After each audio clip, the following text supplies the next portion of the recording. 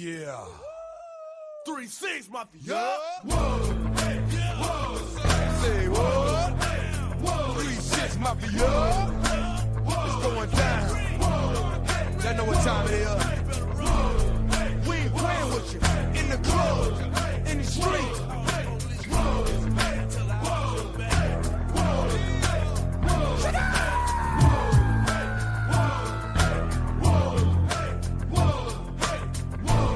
Y'all know what time it is. Get ready for it. Oh, strongest man alive.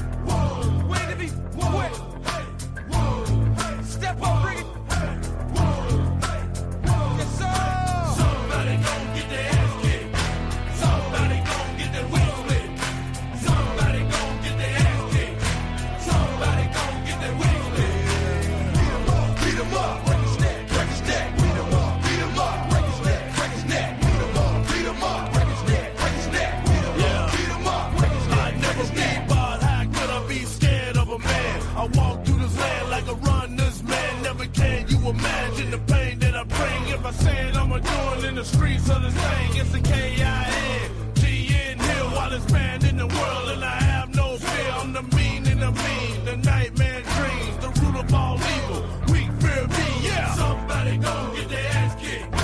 Somebody gon' get their wig split. Somebody gon' get their ass kicked. Somebody gon' get their wig split. beat 'em up, break his neck, break his neck. Beat 'em up, break his neck, break his neck. Beat 'em up, break his neck, break his neck. Beat 'em up, break his neck, break his neck. I'm a crazy and I'm coming through the door. Quick to whoop you up and knock your ass to the floor. Think I'm playing with you, but this fist gon' hit ya. Always in the hood, number one with splitter. Never try to stop, cause you know you can't compete. Live by your rubber, get thrown in the street. It's boy about to act up, you better cough a back up. I'll be the next fool in the hood, body stacked up. Somebody gon' get their ass kicked. Somebody gon' get their wig split. Somebody gon' get their ass kicked. Somebody gon' get their wig split. Beat 'em up, break his neck, break his neck. Beat 'em up, break his neck, break his neck. Beat 'em up, break his neck, break his neck. Beat 'em up, break his neck, break his neck. See, I'm a hard hitter, one hitter, quitter. Step up to me, look buddy. You stepping up to a gorilla. I bang your head, dog, to your head like egg, dog. Don't think I'm scared, dog. I leave it red, dog. Somebody gon' get their ass kicked. Somebody gon' get their wig split. Somebody gon' get their ass kicked. Somebody gon' get their wig split. Beat 'em up, break his neck, break his neck. Beat 'em up, break his neck, break his neck. Beat 'em up, break his neck, break his neck. Beat 'em up, break his neck, break his neck.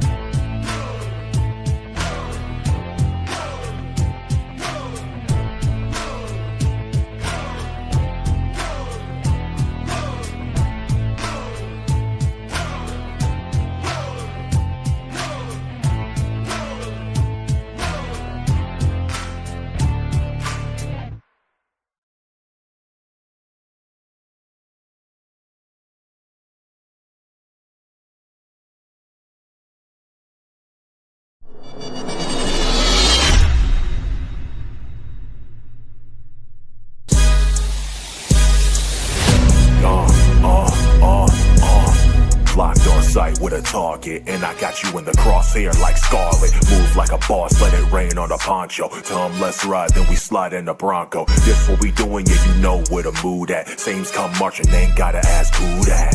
Move back, tell 'em let's move. They ain't had nothing to eat. And then you come in here with a sandwich and don't bring me one. I said, that person, yeah, I can't stop and get my sandwich, but I know you want to. You muted. Yes, sir.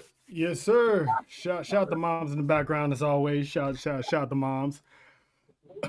Yes, yes, having a fun conversation. I don't know what about. Probably her next girl's getaway. But anywho, welcome to episode 54, S4UWrestling podcast. I am the OTC Trail. That's the main event himself. John Watson, man. Hey, man, how you feeling on this Wednesday night, man? How you Feeling good, feeling great. Halloween Havoc. So a lot going down on this Saturday. It's crazy. But We here. Man, We here. tell me about We it. here. We here. I'm excited and a little bit pissed off Me about this too. weekend because it's a lot. I'm excited because we get to link up with our sisters from the ATD for Halloween Havoc. But I'm also a little pissed off because I should be in Baton Rouge getting ready for LSU and the Aggies with the humble rose herself, Miss Nessa. So shout out to Nessa. We both are not in a good mood when it comes to football right now. So we should be there. But hey, we Yeah, here man. and we here with for everybody. So there's a lot to talk about today. We got, like you said, Halloween Havoc going down. We got No Limit in Cash Money versus, even though that's not wrestling related, but hey, that's still our childhood, high school years as well. Yeah, man. But first, I'm actually want to do this a little different. I'm actually want to start off the show with a hot take. Let's go. So I'm gonna show you this picture, John. And when I show you this picture, you're gonna know where I'm going with this.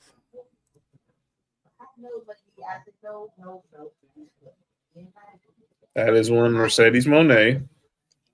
It sounds like she has an escort for every belt that she's in possession of. That is correct. AEW just had their recent pay-per-view this past weekend, Wrestle Dream. and she put out an open challenge. Whoever wants to put their title on the line against her TBS championship, and out comes Mina Shirakawa. Shout out to Dale because that's his Mina. Puts Yes. her interim championship on the line. Not the undisputed, because that's still Red Velvet's title. Puts the interim championship on the line, which, by the way, why? But anyway, it was a good match. I thought for sure Mia was going to win it, but of course, Mercedes, 11 belts at the time, pulled an Eddie Guerrero, lied, cheated, and stole the way to the championship. Mm-hmm. But John, she wasn't done. No, she wasn't.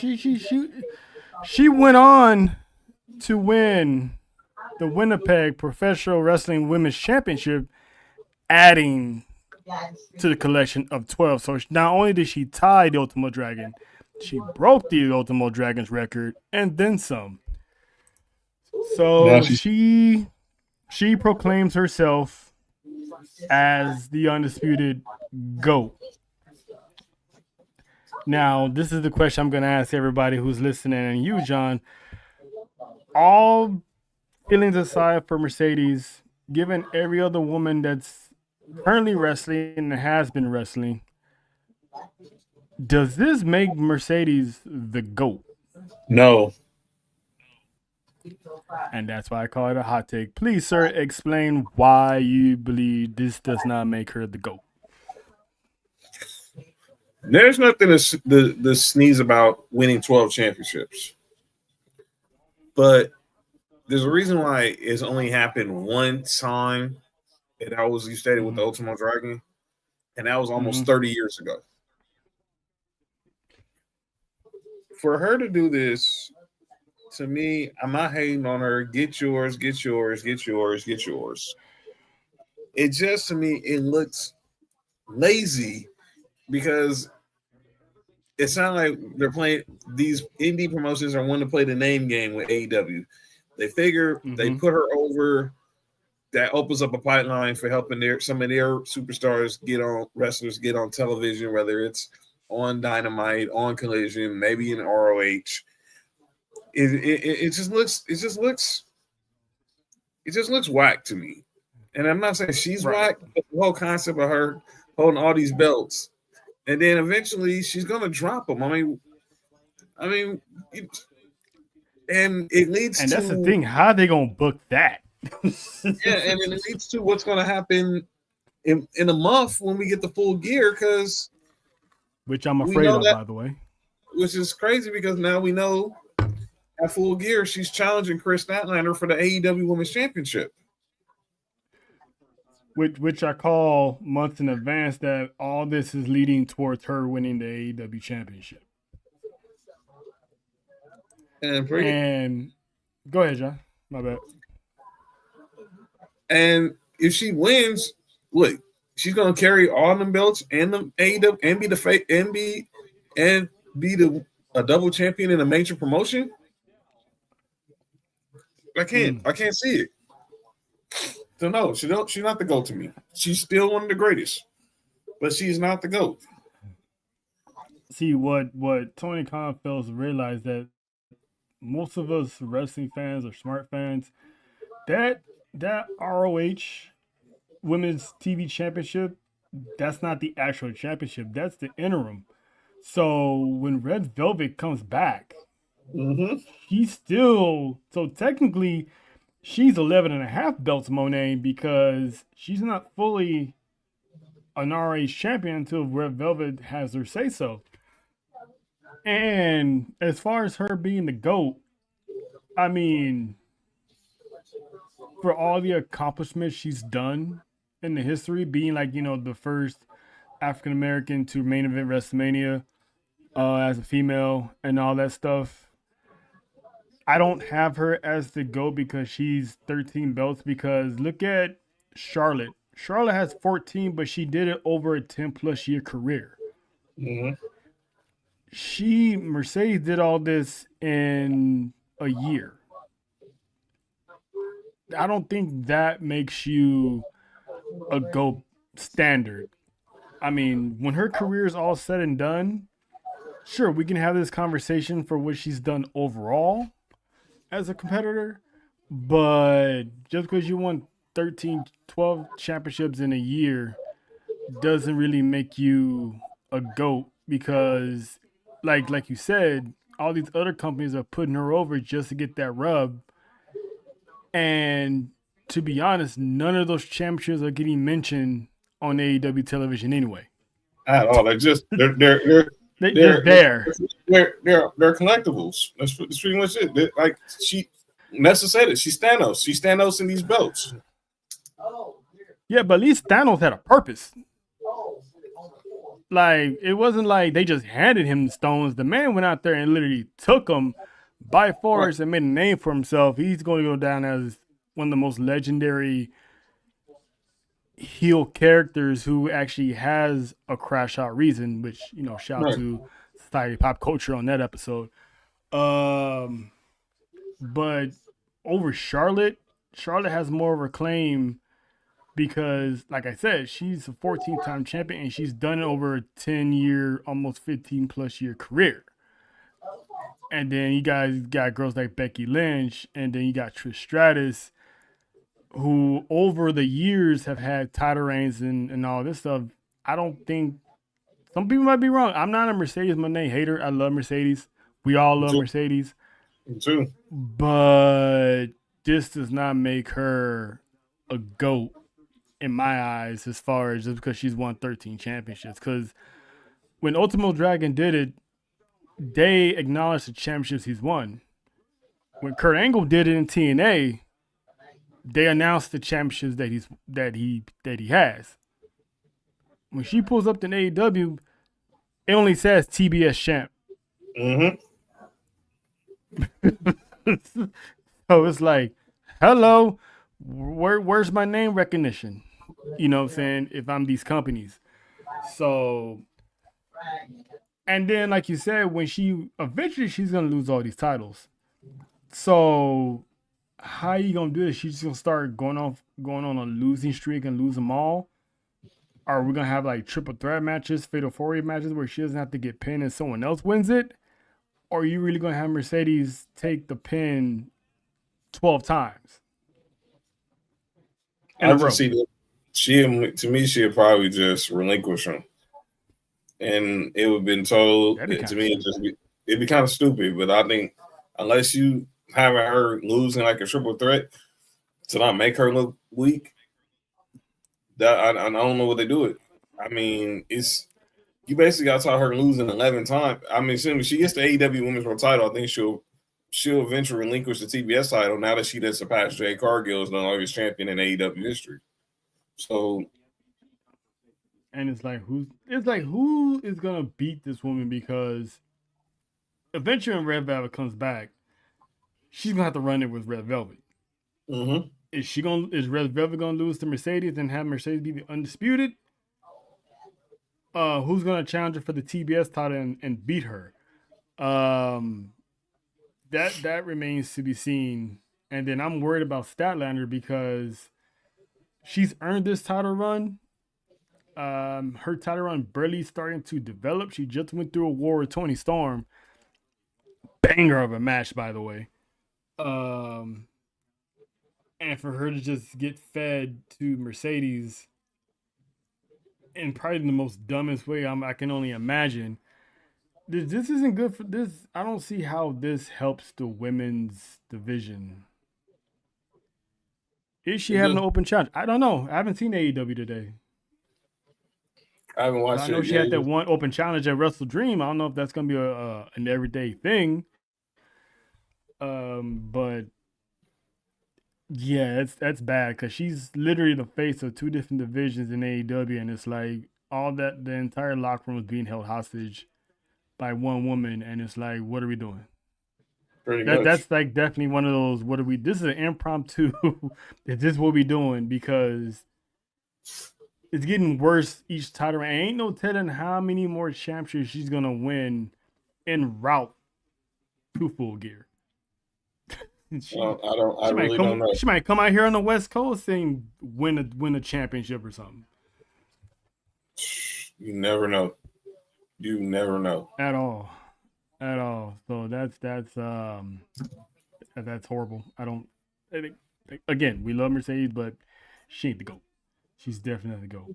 But from one open challenge that we really weren't too happy about to another open challenge to a few people that actually called it. Shout out to Justin from PT Jobbers. He was one of the ones who called it.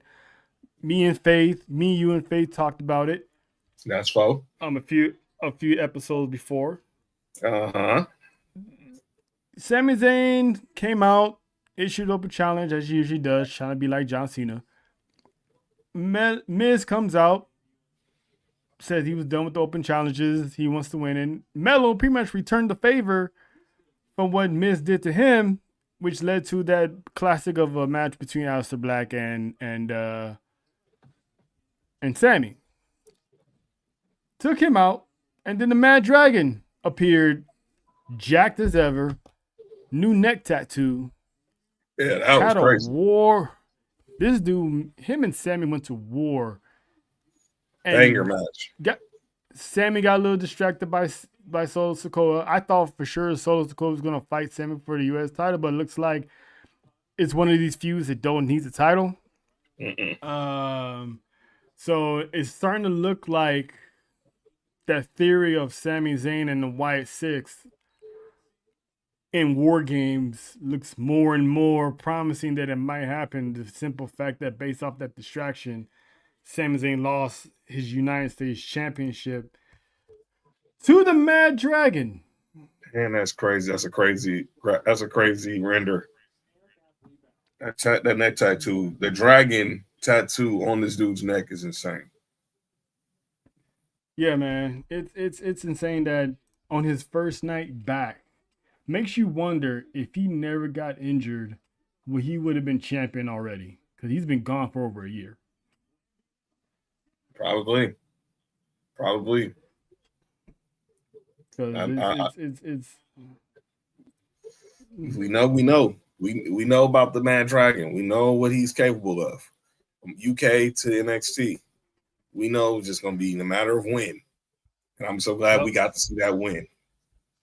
And he sent out the warning shot to all the homies he got and all the enemies he got. Better be careful what you ask for, because it's going to be a while before Ilya Dragunov relinquishes that championship by any type of loss.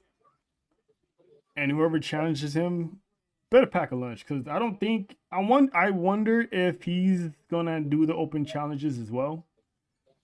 That remains to be seen. I think he probably should. What'd you think? It'd be dope. I would like to see it. Obviously, I don't like to see who's willing to go up against this version of Ilya Dragunov. We ain't seen this version of him. He's always been an intense dude, but I think now this dude is gonna be on a whole nother level, and I can't wait to hear his first promo as champion. I mean, we kind of heard a little bit on the he's going to WWE Digital. He spoke about it, but when he gets in front of that crowd Friday night in Arizona, I cannot wait to hear his first official address as the United States champion. Is that Puff the Challenge to be Magic Dragon? careful. What is that? What is that? That is not a baby. Well, you know, yeah, that is a baby. That is a baby dragon. But no, I'm a stall her out. That's all she can find. I'm a stall her out because you know these emojis. They need to, if they gonna AI gonna do something, make better emojis. Yeah. But yeah, so I'm excited. That man deserved it, and the fact that, like I said, his first night back, and this is what something I had called that either Aleister Black or have Dragunov show up out of nowhere, answer the challenge, win, and it actually happened. So the U.S. Championship is also in another good set of hands because Sammy did all right by the championship, and you know the Mad Dragon is gonna do right by that championship. He sure is. But you know, it's just funny that it's still another foreigner that has the United States Championship. But hey, I'm not mad because it's the Dragon, so you know, still weird, still works. Yeah. But good for him. Oh, I'm saying she's saying that he's not a babyface. Nah, he's not. I don't think so. I smelled heel. I know he shook Sammy's hand and showed him respect, but the way he was talking on Twitter, it didn't. I smell heel. I smell heel. I smell. I didn't smell face. I smell heel. Like a baby heel, man. Like there's gonna be a whole lot more. I noticed a whole lot more tweeners in the company now, which is not a bad thing at all because Triple H has always said that he's trying to veer away from the predictable babyface and heel. He's having these characters blur that line of, okay, is he a babyface or is he not? Right. So, because that's always good to know. And speaking of baby heels, we got another case of who done it, John. Who done it? And who shot JR? Seriously. We just pretty much at the end of the year find out who done it in the case of who knocked Jade Cargill off. And, you know, it was revealed that it was Naomi. The jury is still out on Bianca Belair, and that's if WWE is going to circle back to that or not. Because they do have a tendency to just scrap storylines, but technically that storyline did get solved because Naomi said she did it. But I still think there's more left on the bone on that, but that depends on what they're going to do. Now, the new case of whodunit. Jacob Fatu, Big Blood, Yay Area legend. Back in the soil. Yeah, he was back in wasn't it Fresno? It was San Jose. You know, he's from Sacktown. Oh, San Jose. Okay, it was one of those. It was one of those Bay areas. He was in Bailey country. He was set to face Drew McIntyre. Winner gets Cody Rhodes. Music hit. Big Blood was nowhere to be found. Coming out, and then it turns out he was pretty much on the ground with one of those steel backdrops. Supposedly it was landed. It was like all on his back, so he couldn't move. He was pinned down. It looks like he had some teeth on the ground. It's easy to point that it's Drew McIntyre. Even Drew said, like, you know me for years. I believe Drew McIntyre because let's be honest. He took Cody out. He did it face to face when he Claymore him through the table. When he took Randy out, he did it face to face. Anybody he's taken out, he's done it face to face. So why would he now just And I know what I know what WWE is doing, because they were trying to set us up, because when Cody was talking to Jacob, that was Drew McIntyre lurking in the back like Mike Myers. I saw that. So they're already trying to push the narrative and have us be convinced that Drew did it. But, I think we're a little bit smarter than that. That's too easy of a finger point. I got a theory of who probably did it. Me too. And we talked about it. And we share the same theory. Faith and Lena thinks it's Orton, because the fact that Jacob's teeth was knocked on the ground. Mm-hmm. But when Orton does his punts, he goes straight to the temple, not the jaw. Uh-huh. So if he's gonna take you out, he's gonna put you in a coma. That's right. And sometimes, but 95% of the time you do be right. But there's always that occasional 5. But I'm gonna stall you out because you're the Still author, like and you, we Lena. love the author. So We'll still love you, Lena. Okay, I just it's okay. say this is true. Everyone came bat 1,000. Yeah, that's true. As some Aaron Judge. Anyway, Yo. it could be Randy, but there's one guy. Me and John has pretty much came to a senses conclusion of who it is. That's right. Which is the ultimate baby heel. Mm-hmm. Yeah, we know. He did like the real storyline. The real thing is he got dental work. He's not ready to compete yet. But New money. kayfabe wise, new WWE money. Ask Roman Reigns how that felt when he came back with the veneers. When I heard dental work, I was like, "Oh, that's a new contract. That's a new contract." Yeah. when you get paid, when you get paid, first thing you do is get that grill fixed if it's not already fixed.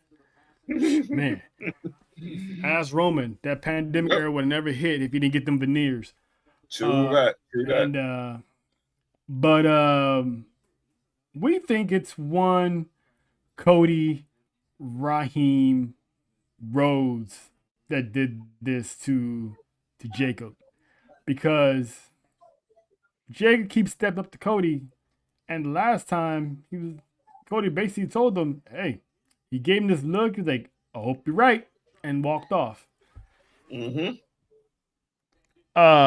Everybody in the chat, I want to hear your opinions on this, but me and John, we believe it's Cody, but John, I want to hear your reasoning on why we're getting this Homelander Cody. Because Jacob's a threat. And look, he's dealt with the bloodline before, but he knows the only way for you to take him out, you gotta sometimes play at their rules. That what he did was some bloodline rules type stuff. So I think he did it. Obviously, everyone will point to Drew because Drew is hungry for a championship.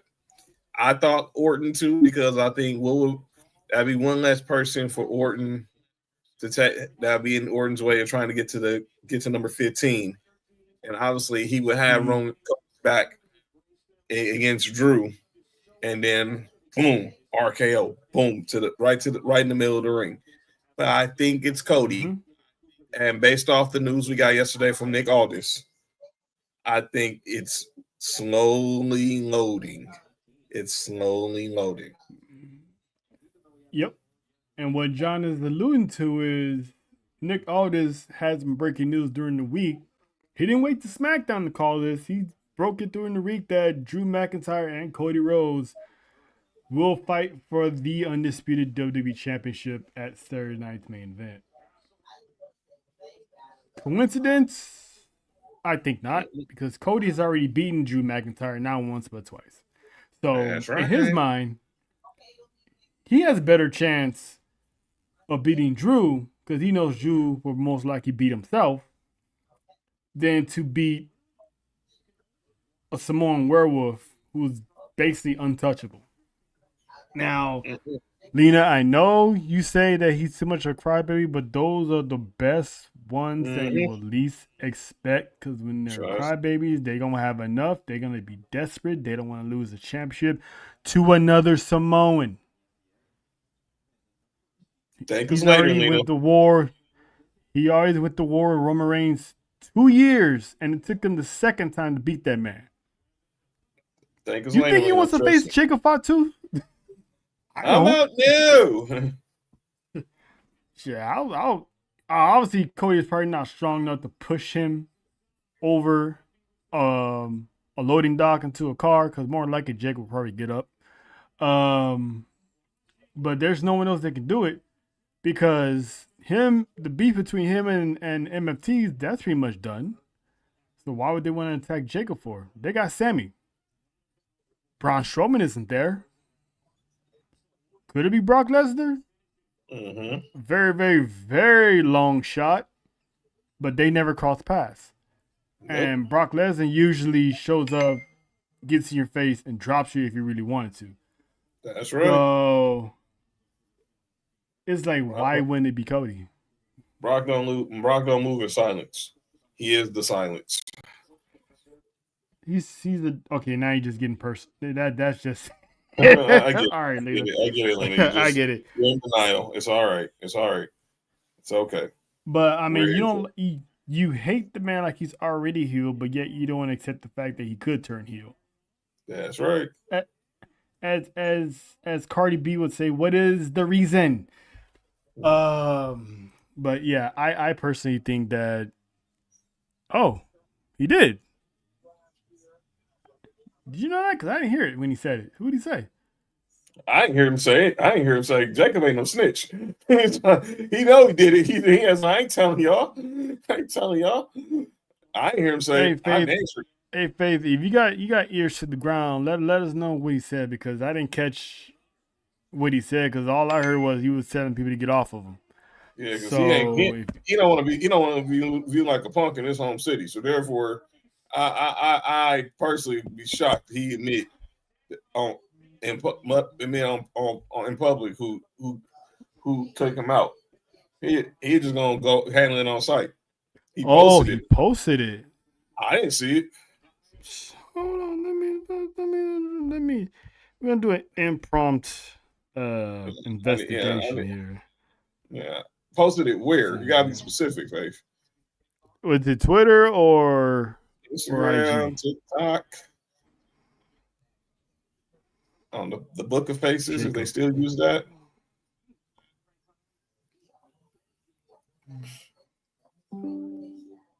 I'd be shocked. It must be IG because Shu's not on his Twitter. Yes, he posted in the story or something. The last time he posted on Twitter was pretty much SmackDown when he's about to get ready for McIntyre. He was shouting out San Jose is up tonight, and that's it. Yeah, I want to see because I'm dang sure I'll see it. What previous on comments? Twitter or on IG? They're not helping us. What previous comments? What previous comments? I'm still lost. Okay, there's that, but I still want to blame Cody. No, he'll be back. It wouldn't shock me if he's at Saturday night's main event. Unless it's this one. Punt, kick. I mean, I'm not going to rule out that is Randy Orton. Because we're getting a crash off of one of them. But I'm still going to go with Cody. If it's Randy, that'd be dope. I can see Randy, but right now I'm going to say it's Mr. Rhodes. Yeah, because what would Randy have to gain from it? Because Drew is still automatically number one contender now. Is getting a match against Cody. So what would good it be jumping one half of the match if you might just take them both out? So, Crazy. But yeah. hell, it could be. It might not be any one of them. So, Mhm. but I love a good wrestling mystery because this shit is highly It's entertaining. very so. And speaking of highly entertaining, women's tag team champions, Alexa Bliss, Charlotte Flair defeated Sol Ruka and Zarya, and that match I actually enjoyed that match, very much so. Unfortunately, somehow in that match, Sol Ruka injured herself. Um, what piece is you talking about, woman? You speaking in Samoan riddles? Um, hey, you just gonna have to hit us up, babe. Yeah, because Or send it to us. I lost. One or the other. I lost 2 left shoes.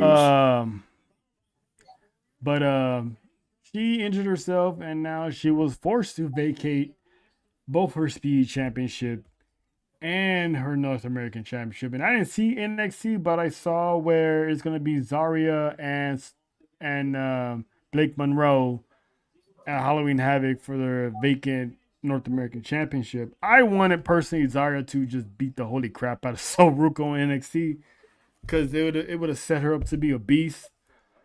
Did they say? Did she say how bad her injury was? Because I didn't catch NXT. See, this is how I think it's capable. This is what it is. So they kept saying I could be out weeks, I could be out months. I'm like, okay, you're not giving nothing definitive. And obviously, we all saw the infamous video after the match with Saruka and Charlotte and Alexa, them helping her back to the ring. I mean, I thought that was real convenient that they got all 4 of them to walk her back to the ring, and then the caption was respect. And then now they just openly show Soruka walking backstage with this huge ass Herman Munster looking knee brace on and those crutches. Like, I do remember her getting shot blocked by Charlotte Flair Friday because she got distracted by Blake Monroe and her tapping out to the figure 8, which is nothing to be ashamed of. Most superstars in her position would have tapped out to Charlotte Flair too. So she has nothing to be so that. But she did get the soul snatcher on Charlotte Flair, so Charlotte did help her get over a little bit. But as far as what happened last night, obviously, Blake Monroe comes out, demands that become North American champion. Zarya's like, no. And then she has this epiphany where she feels like she can defend the title, but Ava's telling Sol Ruka, it's your decision. And she says that, she thinks about what Stephanie Valkyrie said when she relinquished the North American title when she became women's champion, that there's so many women who deserve this opportunity. So, but she said there's no one she would rather see or trust more with this opportunity than Zarya. And obviously, Blake Monroe bit at F5. Zarya was snatched the belt from Sol and put it in Blake's face. I think we're intrigued for anything that can happen Saturday at Halloween Havoc. Exactly, because Lena said that Monroe's going to win and Zarya's going to turn heel, but Blake Monroe is already a heel. No, she thinks Zarya is going to turn heel. Right, now, but I think she's going to win. I think Zarya's going to win, hold that championship, stay dominant, and then when Sol Ruka comes back, I think that's when you turn heel and be like, no, this is my title.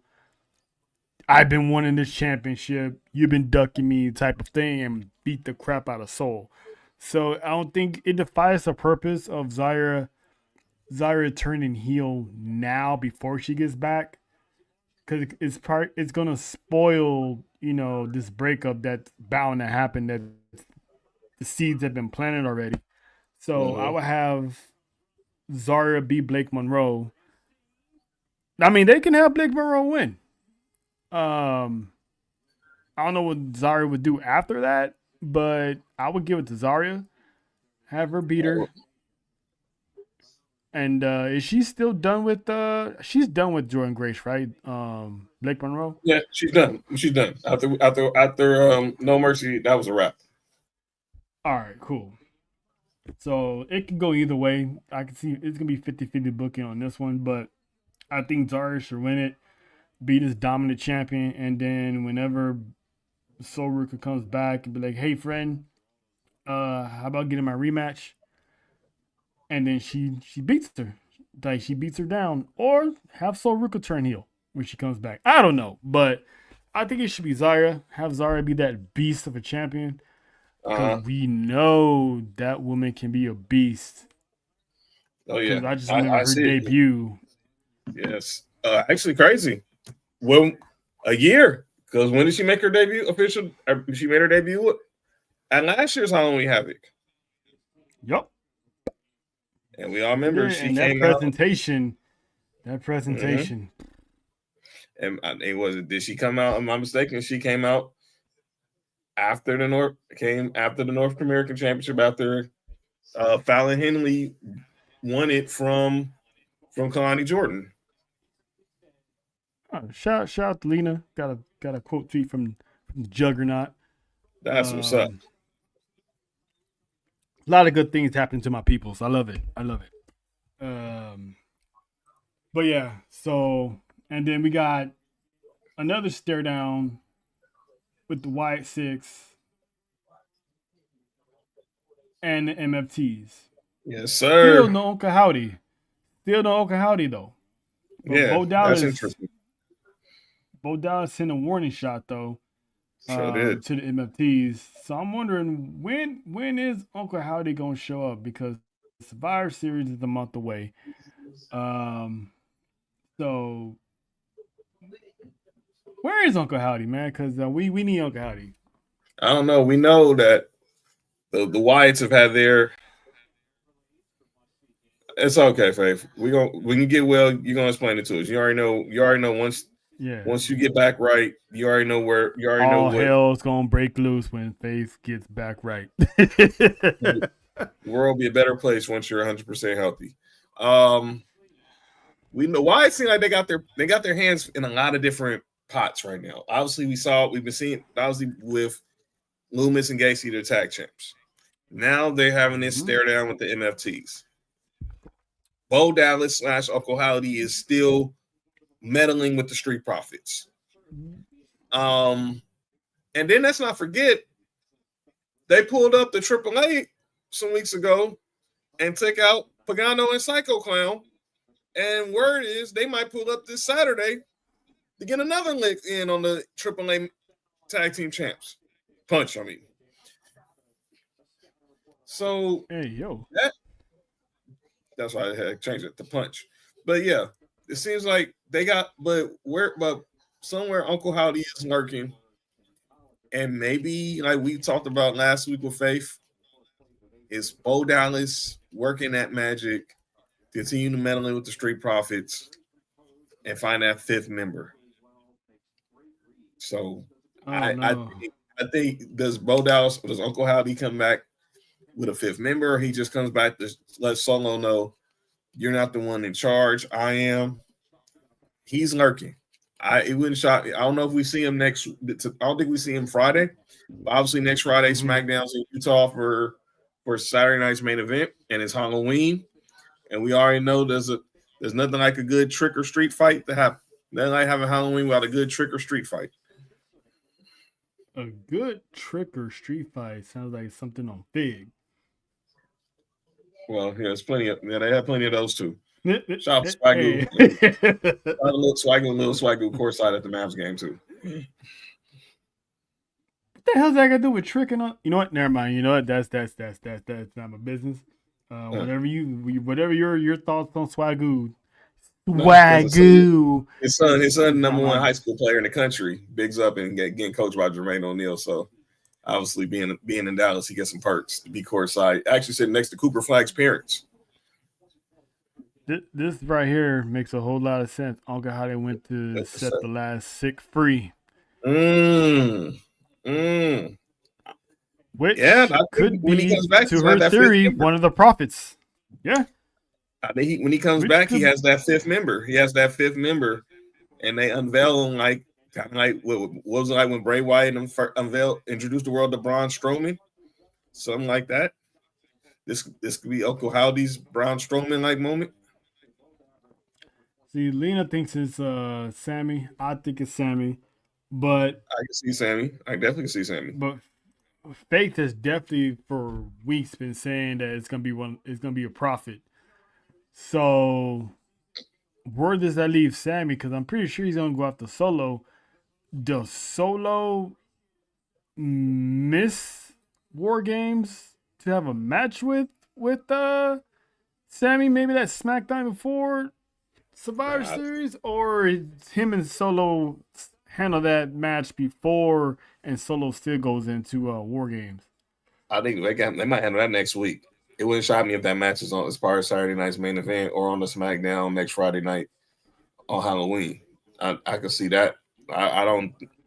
I mean, that's a whole nother month. We still got a whole nother month until War Games, and I think Solo is going to be leading the MFTs in the battle in the 619.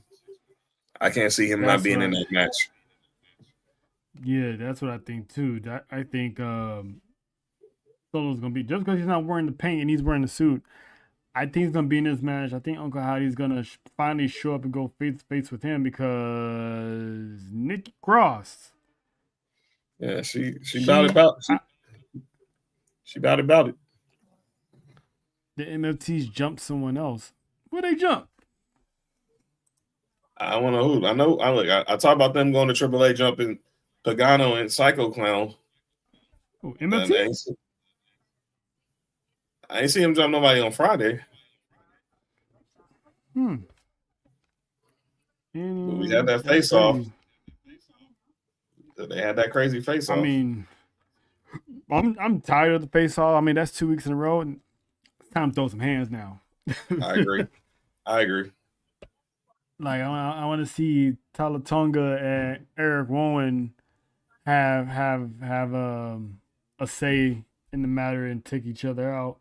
Lena thinks that Dragunov is going to be a member of the MFTs. No, this version could be interesting. What up, Bella? This version would be interesting to see if he would do it. Yeah, because like Faye said, he ain't no baby dragon. So what if he just for a simple fight, he just shows up as part of MFT's team? But if it is the Prophets, that'll be interesting to see. But I agree. I still, for now, I'm gonna tip my hat to it being Sammy. I think it's probably gonna be Sammy. But if it is one of the Prophets, cool. If it's not, that's even more cool. I'm whoever they pick, it's gonna cook. But oh, right. Yeah, they did. Well, they did. They jumped Dragon after the match. Sammy and Dragunov got just like with Sammy, just like Dragunov and just like Nakamura. Dragunov was a casualty behind because of Sammy. Yeah, but to counteract Lena's right. so was Shinsuke. That's right. They got Ray Phoenix. They did get Ray Phoenix. They ruined his photo shoot. Yeah. So they got bodies and they got people that can easily, side with the YS6. So it could be any of them. Because every time Sami Zayn had a match with somebody, they wind up getting jumped by the MFTs. So that definitely remains to be seen, because they did leave a couple bodies the past couple weeks. So hopefully they have this finalized in another week or so of who we think the teams are. They might drag it out to the last minute to find out who the last member is. Because it hasn't been official yet, but we're still assuming this is going to be the War Games. It looks like it's setting up for that. Otherwise, they already would have had a match already if it wasn't. Pretty much. But there's news on a certain someone, speaking of joining teams. If you remember a while back, there was that WWE was floating around that idea of having Austin Theory join the Vision. Yes, sir. This was prior now, before Seth Rollins getting injured.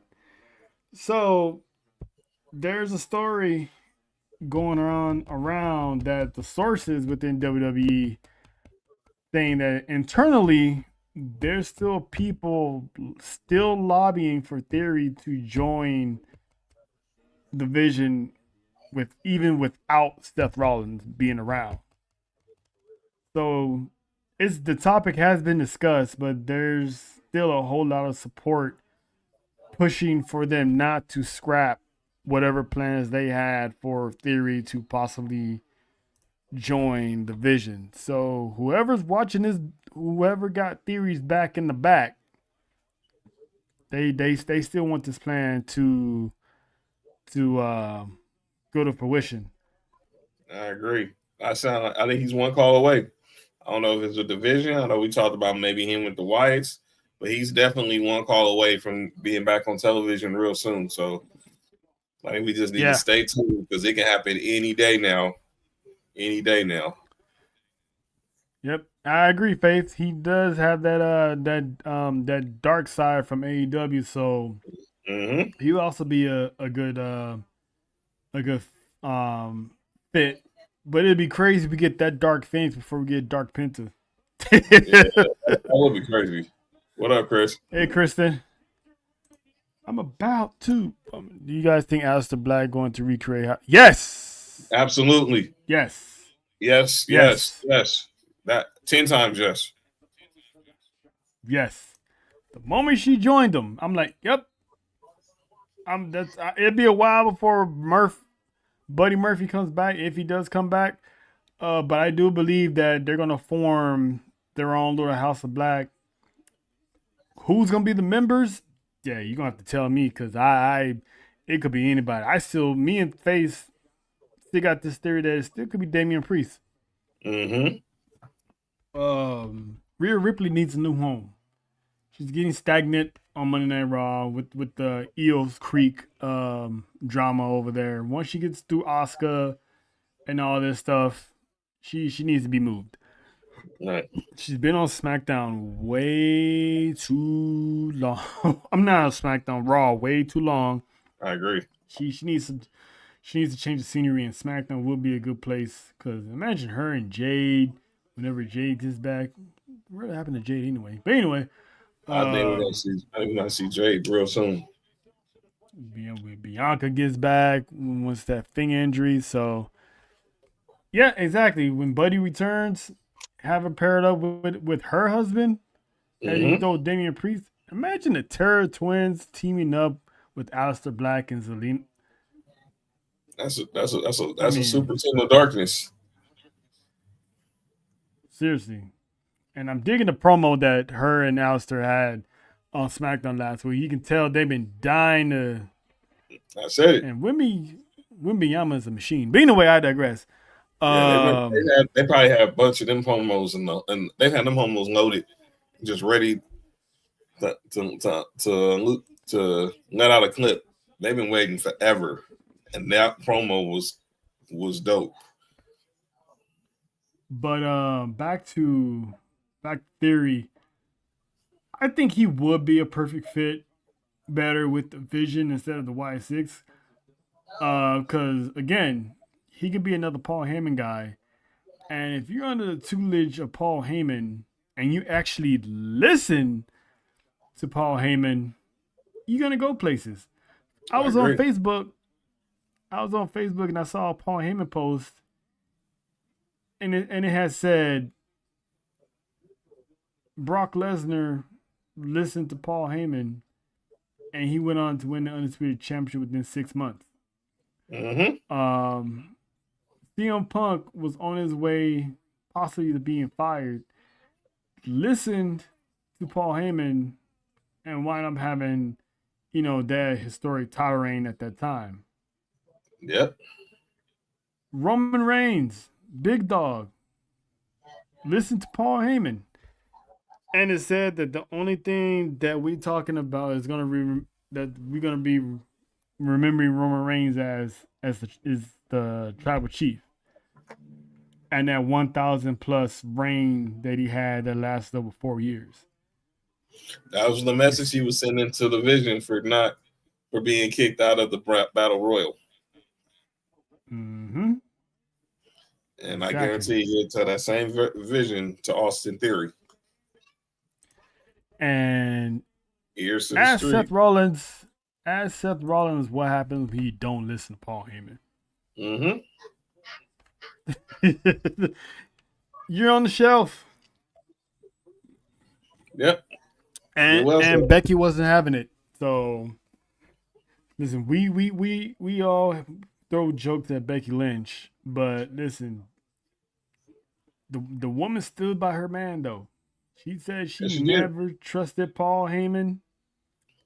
But didn't she say that Rollins knew that eventually Paul Heyman was gonna turn on him? Yeah, that's what she said. She said she just shocked it took this long. So it makes me wonder,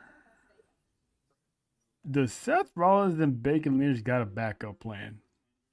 I wouldn't doubt it. What's your theory, Lena? Is it Austin? That's a good one. I have a theory. A-Town down.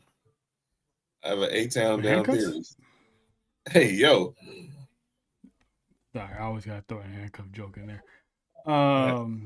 But yeah, so that's gonna be something to look out for because he would be a perfect fit. He needs more direction, and then let's say Grayson Waller, but where the hell you been? Just drop Grayson Waller, just like that, and be done with that.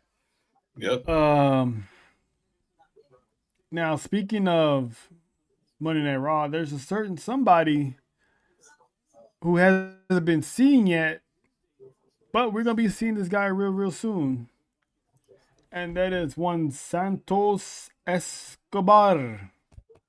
He's scheduled to be in Anaheim.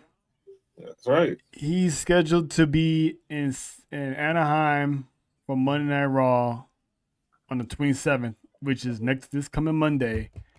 So he's set to make his actual, if I'm not mistaken, his Raw debut, because this entire time on the main roster, he's been on SmackDown. I don't remember if he made appearances on Monday Night Raw as part of the LWO. He made appearances to help Dom with Ray, but not with the LWO. Right. So this will actually be his actual debut because Los Garzas, they're still registered on SmackDown. So far as we know, Legado de Fantasma is no more, even though they still call them that on SmackDown for some reason. But hey, Santos is on Raw, so I'm anxious to see what happens with that. Does he automatically has beef with Rey Fenix? Not Rey Fenix, but Penta, because when there's a Latin star on the roster, for some reason they always pair them up with another Latin star. Which it's kind of weird, but doesn't really always have to happen that way. But I get it. But who do you think his first order of business is gonna be on Monday? I don't know. Maybe does he go back to Dom as maybe another insurance policy? Does he have Intercontinental title gold in his eyes? I don't know what Santos is doing. What Santos got up his sleeve right now? Does he try to see if he can get Cruz and Joaquin to come back and form the original Legados? I think I'm just intrigued to see what happens with Santos Escobar come Monday night. Yeah, because what if he does go after Dominic Mysterio? That man can't catch a break. And boy, speaking of Dominic Mysterio, that kid became the MVP of Monday Night Raw because not only did he survive his Intercontinental title match with Rusev, which, by the way, kudos, Dominic, kudos. Good job. 'Cause he pinned him dead center in the ring, so I give him that. But he was in a battle royal.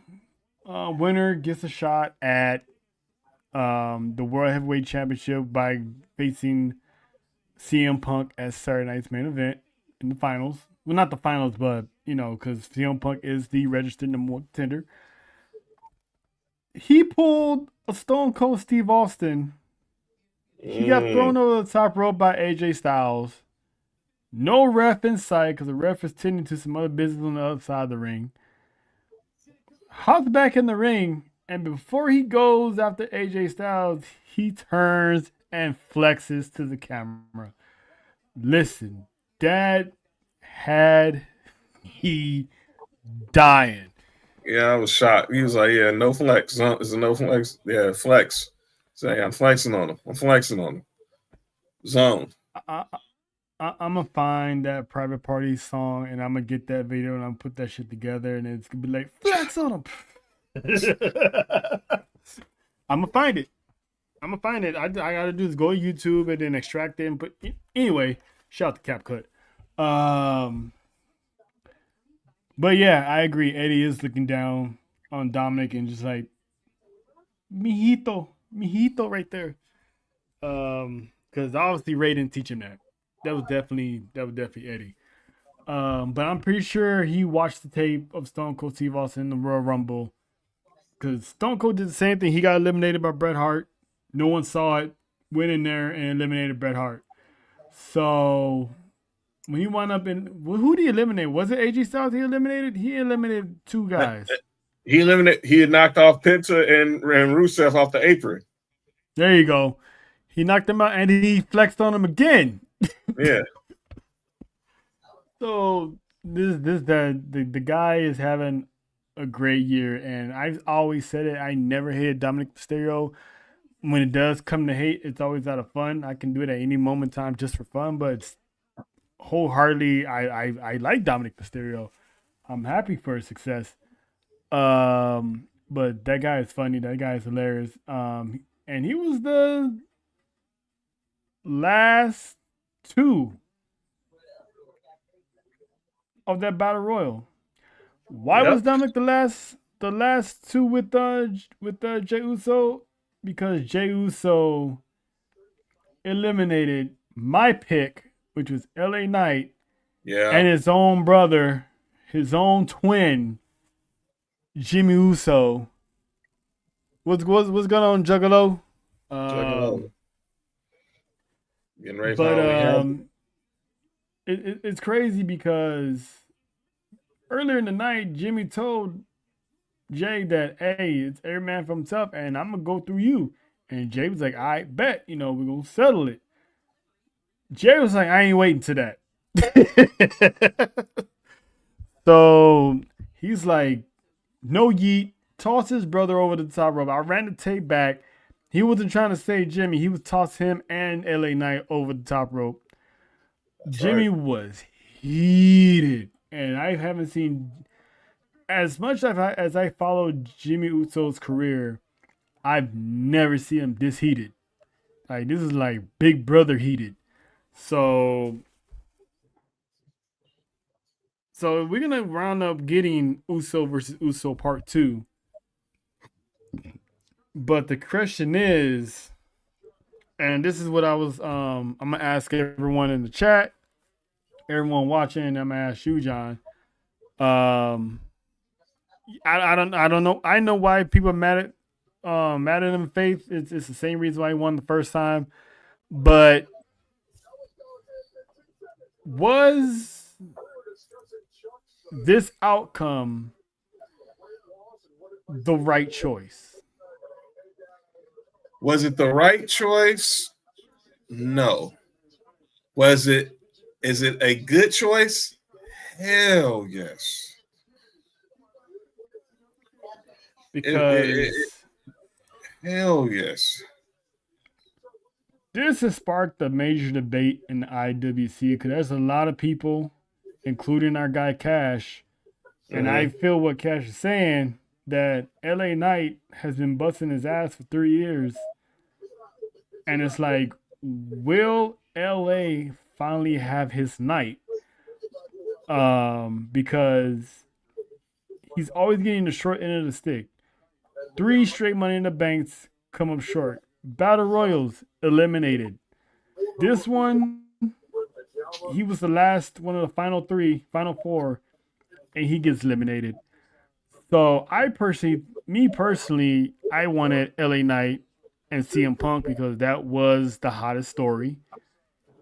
And but as we talked about it earlier in the week, they got so many stories that you can't really go wrong with either one of them. But some people say it wasn't the right choice. Some people say it is. So you had a theory on why it's gonna be Jay and why it should be Jay and CM Punk, which involves LA Knight. Explain to the people what that theory was. My theory is CM Punk wants to be the one to put over LA Knight. It wasn't. I don't think that was. It was. That was very intentional. That he mentioned he wanted LA. That he, when he walks out to the ring to go be on commentary with Wade and Joe, who's the only person that he interacts with? LA Knight. He's on commentary.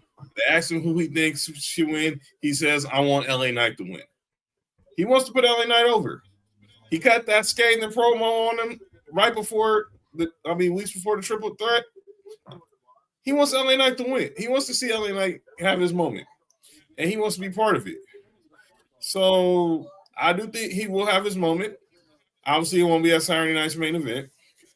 Maybe it might be a month later in San Diego. Maybe it might be at the final main event, Saturday night's main event, where it should be John Cena's last night. What if it's the first Raw of 2026 on Netflix? What if it's the Royal Rumble in Saudi? I do see we are going to get CM Punk and LA Knight once again down the road, and the World Heavyweight title I think will be on the waist of Uncle Phil. But we'll talk about that next week. But I think eventually, if he gets the World Heavyweight Championship, he wants to pay it forward and get LA Knight over. Right. I have a theory. Yours? So, Seth Rollins is potentially going to be out 6 months to a year. Mm-hmm. Right. So that pretty much puts him out of WrestleMania. Pretty which much. Means we're not going to get him and Roman for the World Heavyweight Championship, obviously. So pretty much Roman Reigns is probably going to be busy doing something else, which may or may not be Braun Breaker. Who knows? I can see CM Punk winning at Saturday night's main event and actually holds it all the way to WrestleMania. Have LA Knight either win the Rumble or win the Chamber and become number 1 contender. Yeah, because I don't see CM Punk losing at Elimination Chamber, no matter what match he's in. No matter what match he's in, he's not losing in Chicago. The devil's a lie. Devil's a lie. He's not going, especially if he's going back as world champ. Oh no. Yeah, I don't see that either. Because if Seth Rollins was champ, I had CM Punk winning the Chamber. But now, since Seth is going to be gone, I think they're going to give CM Punk the championship. Same for Miss Mendez also. Oh yeah, we already know she's getting the Intercontinental champ. Hey, there you go. Now the husband and wives, as just like how Becky and Seth was, change that over to CM Punk and AJ Lee. The great Sid Not Vicious in the chat says, I think it ends in a DQ and add Braun as a triple threat at Survivor Series. Ooh, yes. Because you know what? Because Braun Breaker, he wants that World Heavyweight Championship. You felt like he shouldn't have the shit. Even though it wasn't never his, but that was funny. Right. Now, if this does, and you know what, and she's not wrong because the simple fact of it being at Saturday Night's main event, that's where usually the fuck finishes happens anyway at those little events. So I can see the Bronze interrupting to get payback on Adam Pearce for not putting them in the Battle Royal to begin with. Mhm. It's like, oh, so you're not gonna put us in the Battle Royal? We're gonna mess up your match. That's right. So I can see that. I can see Braun Breaker winning the World Heavyweight Championship. CM Punk goes on to win the Chamber. And you can either have CM Punk put Braun Breaker over, or CM Punk beats Braun Breaker for the World Heavyweight Championship. And then LA Knight will have his moment in 2026, possibly have him turn heel and beat CM Punk for the World Heavyweight Championship. Whew. This is a lot of moving chess. This is a lot of moving chess pieces. There's a lot of moving chess pieces. Yep. And Ooh, to boy, Lena's like point, Punk can still win.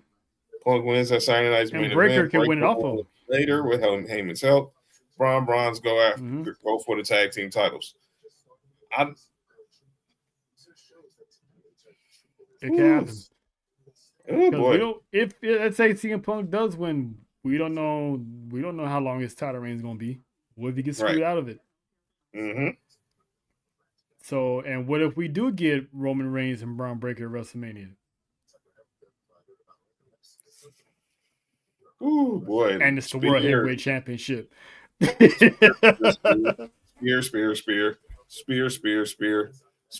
Yep. Suplexes, Superman punches, spear. So clotheslines. And it's more suplexes, Frankensteiners. A lot of trash talk too. There's a whole lot of possibilities, but I think I like Sid's idea of having it a triple threat. Either way, Punk can still get the win. And if Punk is World Heavyweight Champion by the end of Elimination Chamber, who's going to win that chamber? Because you still got to figure out who's going to win the Rumble and who's going to win the chamber. That's going to be interesting. We're going to find. Oof. Man, can't even process right now. Obviously. Good night, Faith. Love you too. Love you too, Faith. Take the meds, baby. Oh man, I don't know. We all believe Sammy is in play for the Rumble because of Saudi. We just talked about LA Knight. Mm-hmm. Oh man.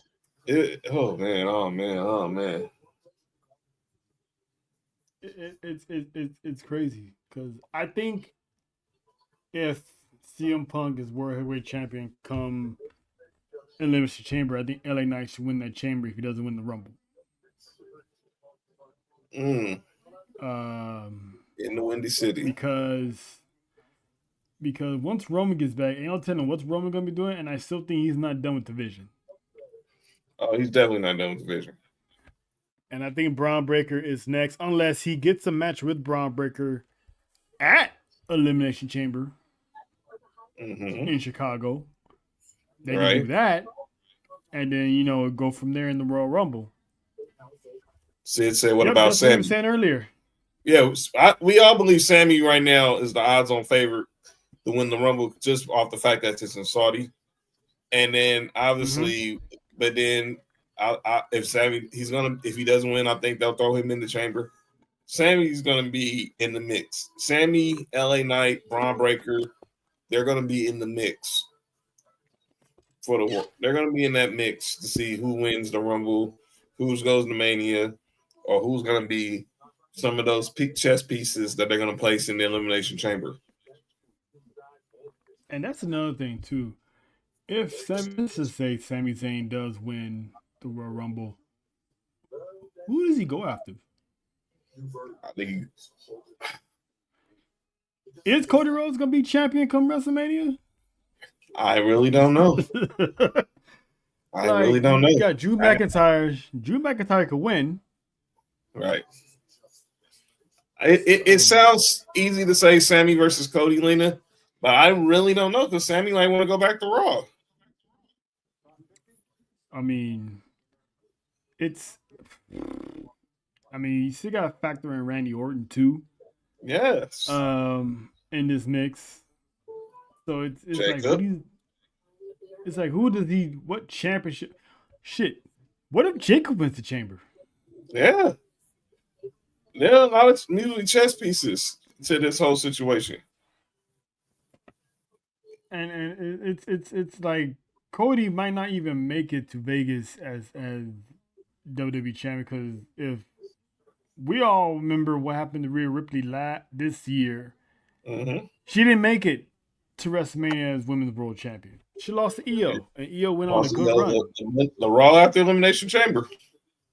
Yeah. So ain't no telling what ESPN, Nick Khan, and Triple H got in store. I mean, obviously Seth Rollins has changed. What if Sami Zayn actually wins Money in the Bank? Hell. Which we know it's now going to be. We know we'll be in New Orleans next year. Well, what if Jacob wins? What if it's the werewolf in the bank? What if Braun Breaker wins it? I mean, I'm just gonna throw something that's probably not gonna stick, only because I saw Brock Lesnar do it.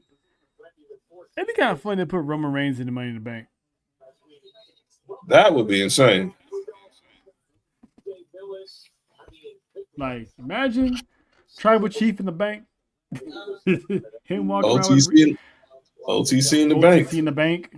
Yeah. TC1 in the bank. You know what I'm saying? But if I'm gonna bet someone to have, if I'm gonna pick someone to have Money in the Bank, I would actually pick Jimmy Uso to win it. But I'm gonna have this person pick because we actually have a special guest that just pulled up to the architecture. He is a New Orleans native. He is a New Orleans native, by way of Clinton Country. He loved him some Mina, and on occasion. Oh wow! What up though? From right when the face meds kick in. Yep, she's gonna kick herself in the butt when her admirer just pulled up and she's already knocked out, going to sleep. You know, from the Best in the World podcast, my fellow Who Dat Nation member, LSU Tiger member, our guy Big Dale. What's going on, Dale? What's up, man? I picked the right time. We talk about Mina. I just had to throw the her right name time, in there. baby. Yeah, we all know you love you some Mina, man. We all know you love you. Speaking of Mina, let's double back real quick. I did not like that. Dale, either you in some fantasy stones or you to fight or you to knock somebody out. Which one is it? Oh no, it's just a little, little old man carpal tunnel thing. I can relate. Yeah, I hear you, brother. No, I did not like that they fed her to Sasha Banks, and she had to give up her interim TV title, during Wrestle Dream, but it still was nice to see Mina because it's always nice to see Mina. The man Real talk. loves him. The man loves him Mina. some Mina. Mina. Loves him some Mina. But your thoughts on this dilemma without Seth Rollins in the picture? Where do you see this World Heavyweight Championship going? I mean, because we got Jey Uso and CM Punk. Was that a good idea in your eyes, or should they went with LA Knight and CM Punk? I honestly don't think it's even finished because I believe some kind of way the Vision, if that's what they're still calling themselves, they're going to get into this match somehow. And it's, goes back to what Paul Heyman was saying, hey, just be calm, listen to me, and I'm gonna take care of you pretty much. And so some kind of way, I believe Pierce is gonna make them gonna make one of them in the match. Gonna put one of them in the match. Yes. Yeah, that's the same thing. That's the same thing Sid said earlier before he got here, that he sees the Vision causing a DQ at Saturday Night's main event, and Adam Pearce is wind up putting Braun Breaker, CM Punk, and Jey Uso in a triple threat match at Survivor Series. Okay, that makes sense. Yeah. I can see that happening. Right. So I'm gonna ask you, Dale, if let's just say CM Punk wins that match still and becomes World Heavyweight Champion, who wins the Chamber in Chicago?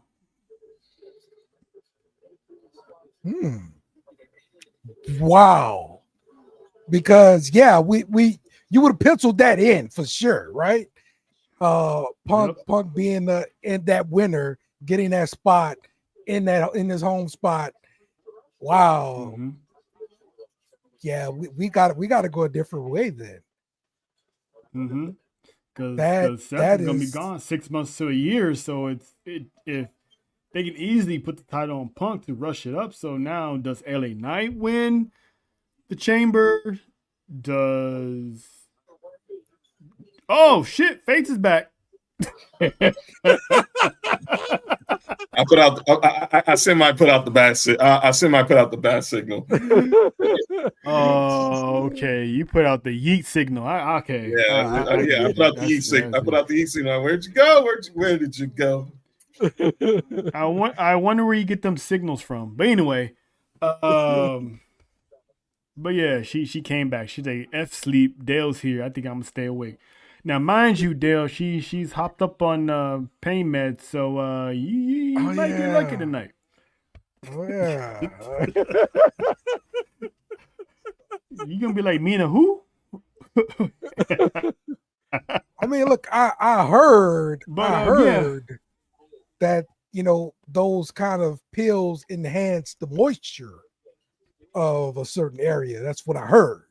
So Can I interject something? So speaking of Faith, by the way, Faith, I did just listen to By you saying can you interject something after this man just said that is beyond wild. Moisture. I'm talking about moisture. Hey, yo! Soon you said moisture. Hey, can I interject? Jesus Christ, and Latter-day Saints. Don't put them involved. They don't want none of your sins. What I was going to say was, I did listen to your message. She did send a voice note about her theory on who jumped Jacob, and she was saying it was Cody, and he kept posting the video of their interactions on SmackDown on his socials. So, telling you, S4UWrestling ATD solely believes it's Cody Raheem Rhodes. Book it. Yeah, sorry, Lena, but yeah. You don't need to call the cops for this one. Yeah, just come to the private investigation firm of Culture Clash Network. We charge by the hour. That is true. Man, and 9 times out of 10, we are correct. That's correct. Now, Sid has said that she can see the Vision ruining this match. I actually asked you a question on Monday, John, after that Battle Royal. Could we see Jimmy Uso screw his brother again for the World Heavyweight Championship? Hell to the yes. Because I think question I've been wanting to ask here. Okay, well, Chris Vick in the building. Yes. Because like I said it when we was watching it during Tribal Warzone. He wanted it to be, okay, let's clear out everybody. It's still us. I got your back. Let's clear everything out and let it just be me and you, brother versus brother, Uso versus Uso, and Uso versus Uso, and let's see which one of us is going to be the one who goes to Saturday night's main event. That's where I think Jimmy's mind is like right now. Like, dog, Jay went into business for himself. Wait, Jimmy, but here's the thing. This is why you got to be a little bit, communication is key. If Jimmy would have made that clear when they had that interaction in the locker room, I think Jay would have had a more clear. Jay probably still went into business for himself, but he would have maybe thought about it a little bit. But since he didn't, because Jimmy said, if I gotta eliminate you to do it, I'm gonna do it. And Jay said the same thing. He really forgot. And when it came down to it, yeah. I know. That's what I'm saying. When they finally have this match, it ain't gonna be for the World Heavyweight Championship. So that's why I have either CM Punk winning or there's some type of finish. Chris, that's what we're doing. Yo, Chris, that's what we're doing. Who is Chris? Because he seems like he knows you pretty well. He seems like he knows you pretty well. For real? Who the heck? Because that was a pretty good description. That's pretty specific. That's pretty specific. Chris Vick, huh? How the heck would he know that? How the heck would he know that in particular? And why is it always? And why is it always these? Why is it all these burners accounts be coming for John, man? I don't know, man. I see when I try to even to keep a low profile, I can't. I mean, yeah, but I think he's gonna. You're not worried about Jay.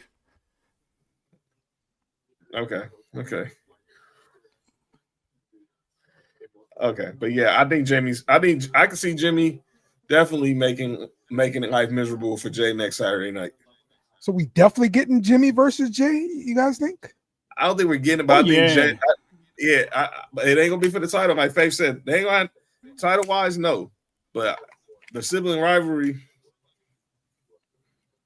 Yeah. Let Let me see if I don't think. Serious for a second. Storyline: CM Punk self want to be friends now. I mean, he's not entirely wrong because CM Punk kind of chased the Vision off, but at the same time he's pretending he was gonna hit Seth with the chair anyway. But yeah, I think it's still gonna wind up being Rollins and Punk, but I think Rollins is probably gonna come back. Obviously he's gonna go after the Vision and Paul Heyman. But to answer Jeff's question, yeah, I do believe we're getting the brother Usos going at it, but this time this is going to be more meaningful than the last time because Jimmy's reasoning the last time because he was trying to protect him from being Roman Reigns.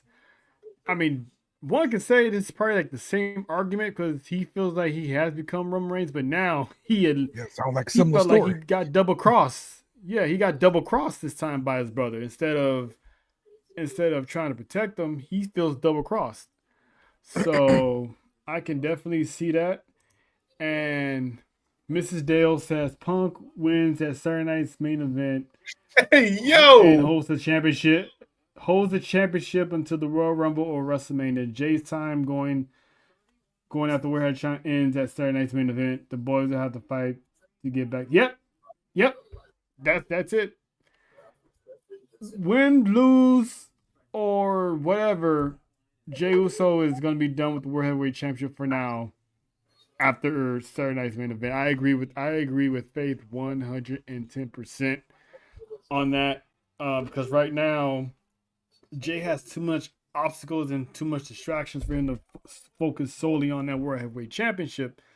I agree because of his brother. Oh, you're welcome. Is it Chris? But yeah, when they have that fight, it might be a Survivor Series. I would love to see that.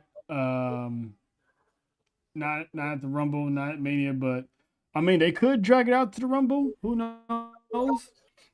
But this match is gonna be whenever it happens. There's gonna be a whole lot of blood, sweat, and a whole lot of tears.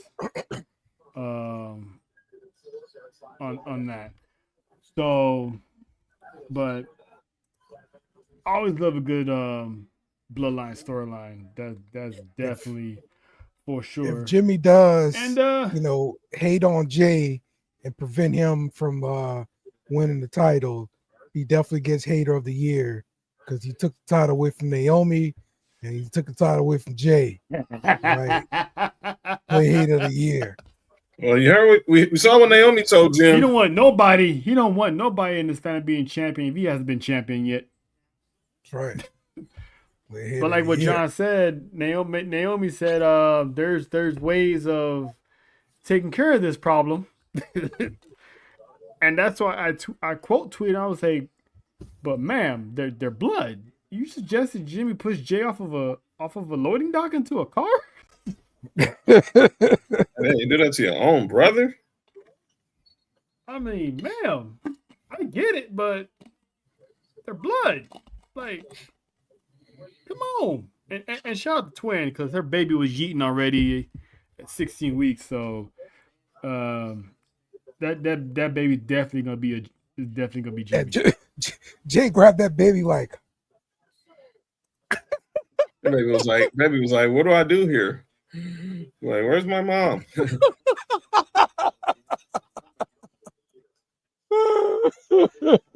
Yep. He said he don't want to see them till Christmas, which means, like I said before, he was like, you two figure this shit out by the time I get back.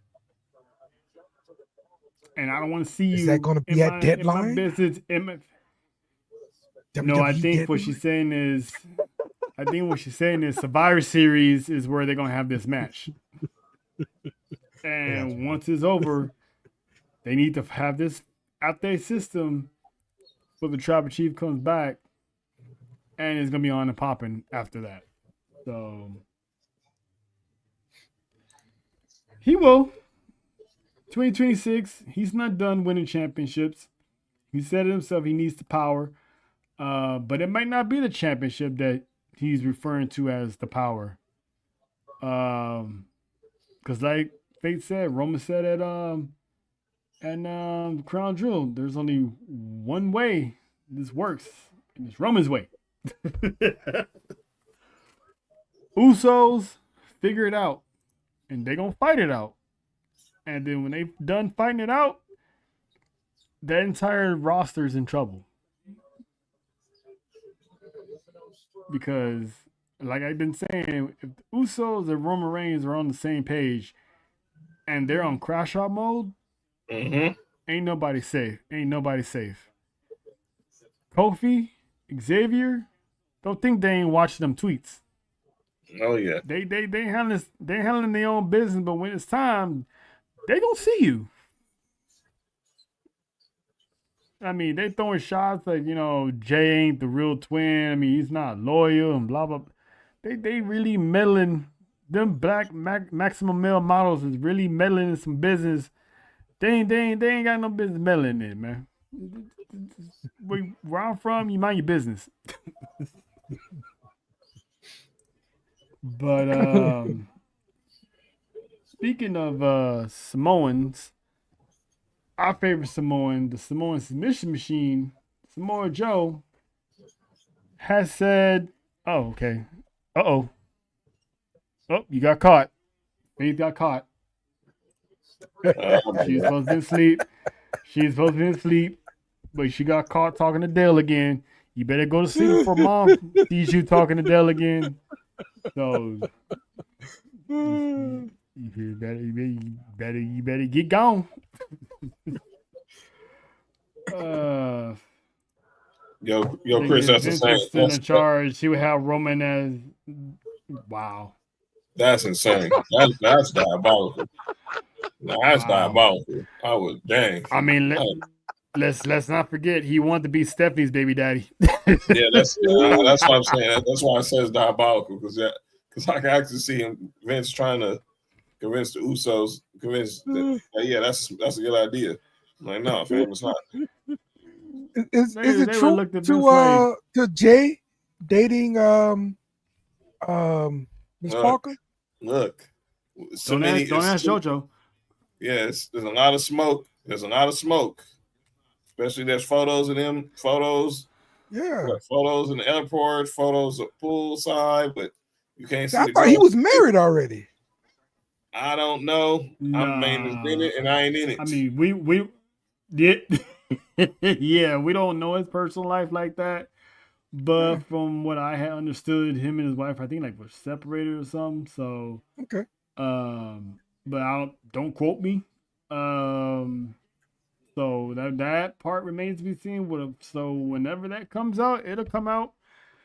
But yes, we do be following the cookie crumbs. I definitely be following the cookie crumbs because, yeah, because just like I said, just don't mention it.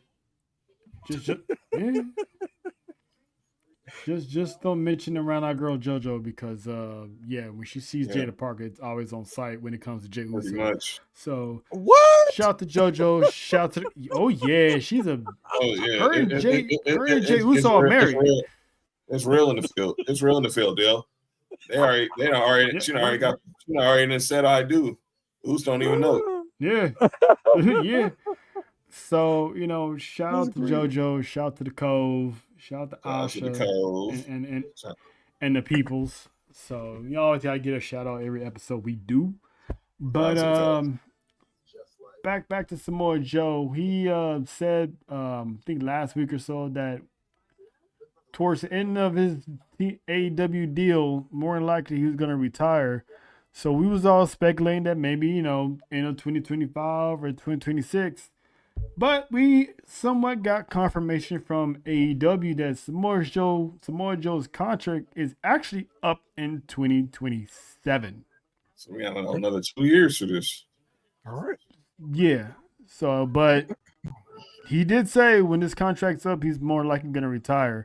So keep on the lookout how much he's being used on TV. Because if he's gearing towards retirement, he might like slow down a bit or whatever, but we'll see. Because I'm anxious to see them versus the Hurt Syndicate, because I did see that the Hurt Syndicate is trying to go after those trios championship against the Ops. So sign me up for that match. By the way, I'm assuming that's going to be a full gear. By the way, I was real ticked that they had the Hurt Syndicate lose to GOA just to only win at Wrestle Dream. If the Hurt Syndicate was going to take their first L, the tornado match would have been a better fit. So you had them both looking like both obviously proving their dominance in the street fight and in a tornado match. Come on, man! But have them lose in a regular tag match. Hey, Dale. What I say every Thursday? Classic Tony Khan booking. Man, come on, man. They would have looked more realistic than losing in that street fight or that tornadoes match because you can't beat them dudes when the rules are sanctioned. Yeah. Did MVP look old at the end of that match to y'all? Like he was barely holding on. Trell was watching it more than me because I had my daughter at the time, but Trell was live retweeting. If y'all didn't check out the S4UWrestling timeline, Trell was live tweeting during Wrestle Dream, and you can give us a better figure how P was looking. Well, you said it on your tweet. You said you still had gas in the tank. No, I mean at the end of the match, it looked like he was barely holding on. Oh, definitely, probably. Oh yeah, I mean, I don't think he's gonna be gassed out. He's old. If he's not 50 by now, he's almost there. Yeah. I mean, but he stated himself. He still got a few left in him. The Hurt Syndicate all are planning on to retire in AEW. They would like to retire in AEW. So I can see them both probably leaving at the same time. Who knows? Because, man, Shelton Benjamin, age 50. Shelton Benjamin's like age 50, and this man's still moving like he's part of the world's greatest tag team. That's insane. He literally is 50. MVP's 51. Like, he's 50. So Bobby Lashley, just tell me Bobby Lashley's got to be. So Bobby Lashley should Bobby be 50. should be late to. Bobby Lashley should be 50 late, next year. Late 40s. All three of them will be in their 50s next year. But yet they still trying to figure out why WWE was pushing the younger guys. But anyway, yeah, Samoa Joe. We're gonna get 2 more years of. All right. Huh? It should be now. I talked about this Thursday. All these wrestlers, all the wrestlers of our day are retiring now. Like, how old do you feel? Like, everybody retiring. Man, I mean, Cena, AJ Styles, Samoa Joe. Yeah. Randy eventually. The Dudley Boys. The Hardys are going to be eventually. The Hardys eventually are going to tap out eventually. Mickey James in the Hall of Fame. Yeah. It's yeah, man. It's I thought it was something seeing Shawn Michaels' last match and seeing Undertaker's last match. But seeing but all these guys now seem like all rematch at the same time right now. It's crazy the process. Yeah, man. Yeah, because dude got 4 more appearances. Yes. To go. Yes. Like, all I gotta say is we had a good adolescent time period in high school when this man pulled up on the scene with the chain and the jerseys and the longer jorts and the shoes with the high tops with the pumps. I mean, this man led a revolution. He led an era. Him and Brock led an era that was basically the Ruthless Aggression era, which was basically Attitude Era Junior. Yes. That's it. Like, that's insane that we're getting this. We're getting like the end of John Cena's run in WWE. 25 years. I mean, can we all remember what we were doing 25 years ago? Right.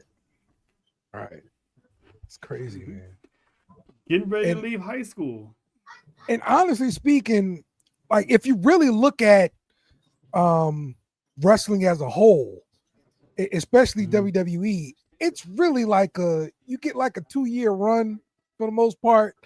Like, you go back and watch some old random Raw, and you're like, oh damn, I forgot about this dude. You know, Christian Winsky, I forgot about him. And Snitsky, these guys that were around. We Viscera made a comeback. 25 years ago, yo, Jake, what the hell, dog? Oh no! Don't tell me Jake's here. Exactly. I mean, Jay actually is pretty young, man. Jay, don't say that. Don't say that, man. I saw a random video of Ernest the Cat, like dancing and crap. That crap was hilarious, bro. Somebody call my mama. Somebody call. Oh my God! What were we thinking when they did that? That wasn't the age of tomfoolery, bro. This up there, the funky Mastodon and the Funkadactyls. No. Ernest Miller was using that song during the Ruthless Aggression era. That song was a hand-me-down to Brodus. Ernest had it first. But the crazy part is how we only think about why the Brodus Clay image is the only image that comes to my mind. You would forget that song is almost 30 years old now. Jake is 29 years old, so yeah, 25 years ago, he was in preschool. It's crazy. That's insane. That's insane. That's insane. Like, Yeah, bro. basically, John Cena was Jake's Hulk Hogan. Pretty Yeah. much. That's what I'm saying. At A Hulk job Hogan's that, peak, that we was in typically preschool. People spend 2 years in the WWE system and they out, and they're doing something else, regardless of what else it is. They're doing something else. But to be around 25 years, be a household name, and you know, in people's lives, bro, like it's really a tribute to him, for real. Yeah, that's true. It like you said, it's a testament to guys like Cena who kept himself around, like you said, for that long. You know, Triple So H hard to kept do. himself around since the '90s.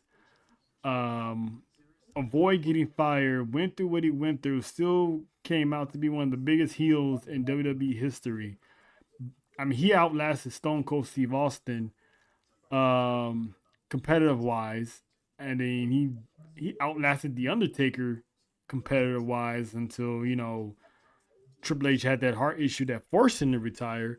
Right. So guys like him, guys like Orton, who was in the same class as Cena, he's still around. He has a multi-year deal, so right now he ain't retiring anytime soon. Brock Lesnar, same class as John Cena.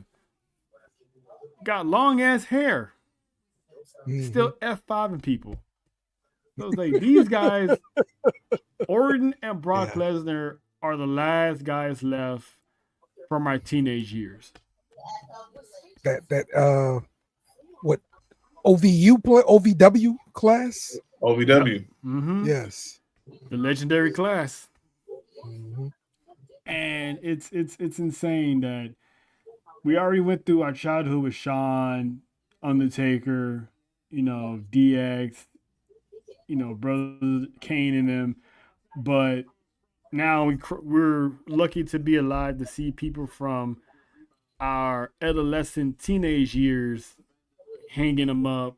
So it's gonna be when Cena says his final goodbye. It's gonna be something. I'm gonna make sure I'm gonna have my chain gang jersey on when we do Saturday night's main event. I'm definitely gonna make sure I have that jersey on because that's gonna be something that it's gonna be great. It's definitely gonna be great. Oh, that spot Shelton Benjamin did, suplexing somebody over the ropes. That crap was amazing. That was probably Ricochet. Yeah, I think it was Ricochet through. Yeah, bro. Shelton Benjamin still can go, bro. At 50, it's nuts. Yeah, because now Shelton, like the older that he's older, he's more into the power game now with his athleticism. So, shout out to Shelton. He's another one that he's part of that legendary draft class that no one really talks about much. Yes, because he's never won a championship.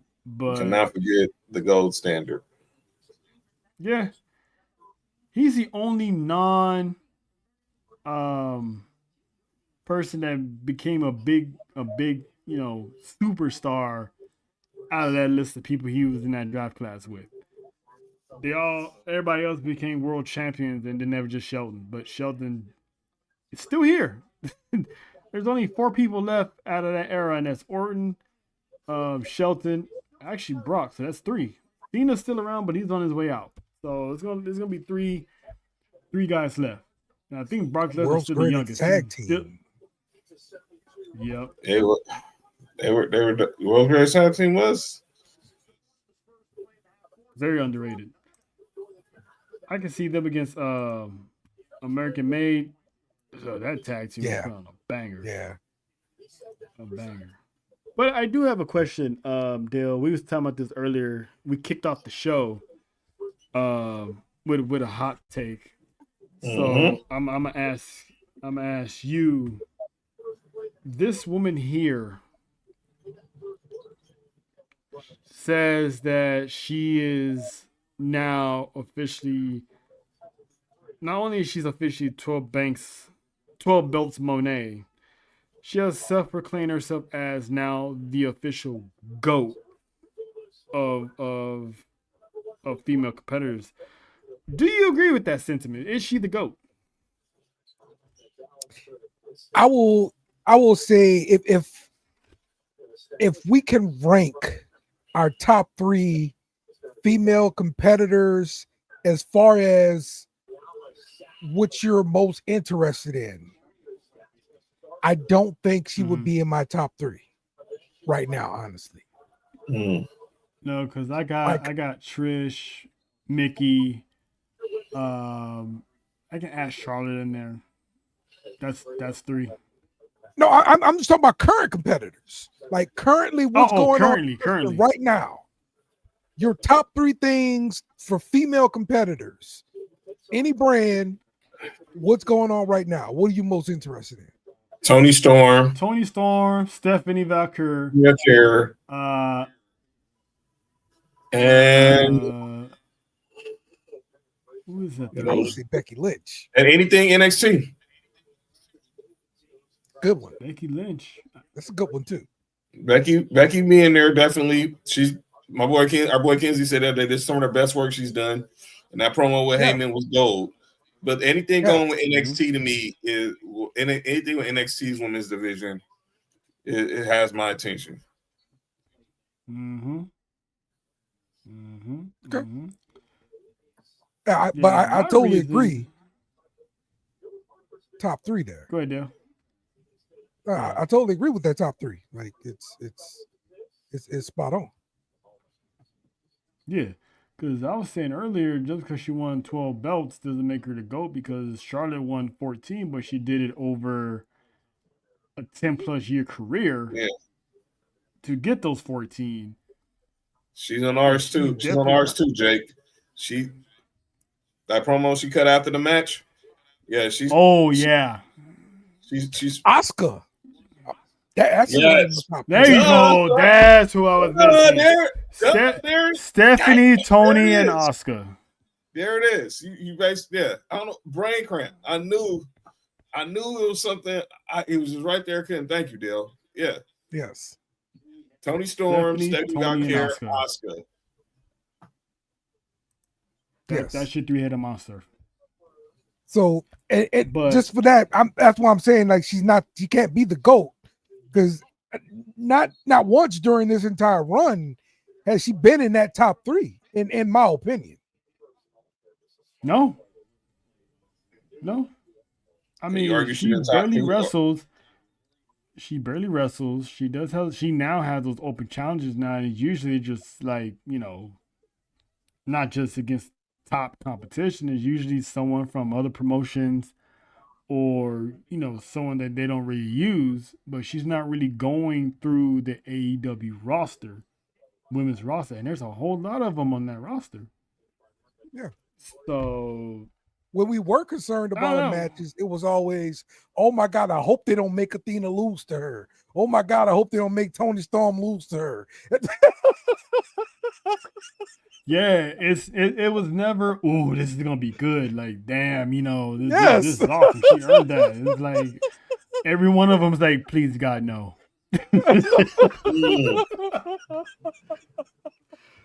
If you a GOAT status, no one's saying please God no to your matches. Thank you. If it's Asuka, bring back Sasha Banks. Please God, make it happen. If it's Stephanie, please God, make it happen. If it's Toni Storm, yes, please make it happen. Mercedes, not another one. Bring back Sasha Banks. You can be a GOAT if people don't want to see you beat someone who deserves it more than you do. It's like she's having the best time of her life. Yeah. The only time Mercedes Moné felt special was her debut. Yeah, do what Trick Williams did for TNA. And to be fair, AEW kind of ruined Mercedes' debut, because what was the name of Yeah, it That was big episode business. of AEW. Big Yeah. business. And it's like, geez, I wonder who that could be. Big business in Boston. Yes. I wonder who that could be. Yeah. Uh-huh. Oh no. Yep. Yep. But you know, it is But what it since is. then- I mean, I'm not gonna get Have they been able to Lackluster. revolve a pay-per-view around her? Like where she is the top Nope. dog and she's putting No. the butts in Nope. the seats? No, nope. they haven't even tried, to be honest. It's not even structured over there. They're not. Yeah. And what did they do to Camille? Man, Camille's where Megan Bain is where Camille should have been. man. Or you said Yeah. Jeff Hardy. Real talk. Real talk, bro. Yep. Real talk. And Megan Bain is killing it right now. Yeah. I used to love Camille in NWA, bro. Promise. COVID during that year, Powell used to be on YouTube, bro. I was all in. Okay, I was. North Carolina's right there. I was all in NWA, bro. Dude, that Man, they had one dude. He played like two different parts, like Mick Foley, and he was like he was from this other country. He used to come out and sing the national anthem. It was just gibberish, but he used to sing that shit. It was hilarious, bro. Damn, NWA power, bro. Hey, Dale, have you seen Queen of the Ring? Yes, I did. Camille was good in that movie. Yes, and I think that's what she's doing more now, more acting kind of gigs. I know she was supposed to be part of Gladiator, the American Gladiator. I mean, coming out pretty soon, but I think she's doing some other stuff too. So yeah. Props to her for not just sitting on the behind. So yeah, because she's still on the contract. Her and Britt Baker are probably sharing the same dorm room at the catering What's line. insane? What we doing? I mean, mind you, everybody, Britt Baker is not injured. She is sitting home collecting. She is home living a good life right now. Still working her normal 9 to 5 as a dentist. And she always do the Comic-Cons and collecting a check for not appearing on All Elite Wrestling television. Yeah, she probably doing more indie work too.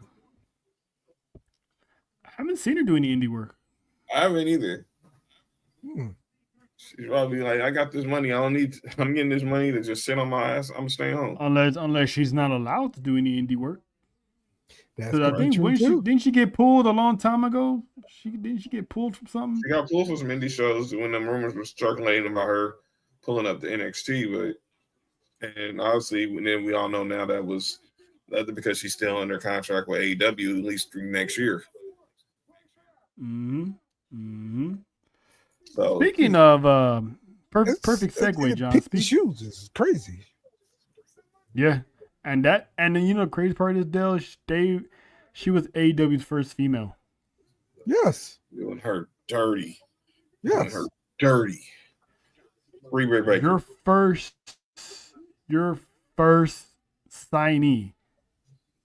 Of all people, she should be running that division as multi-time women's world champion. Her and Toni Storm should be having matches. Her match with Mercedes was basically lackluster, in my opinion, because we never got an ending to that feud. She just disappeared. Yeah.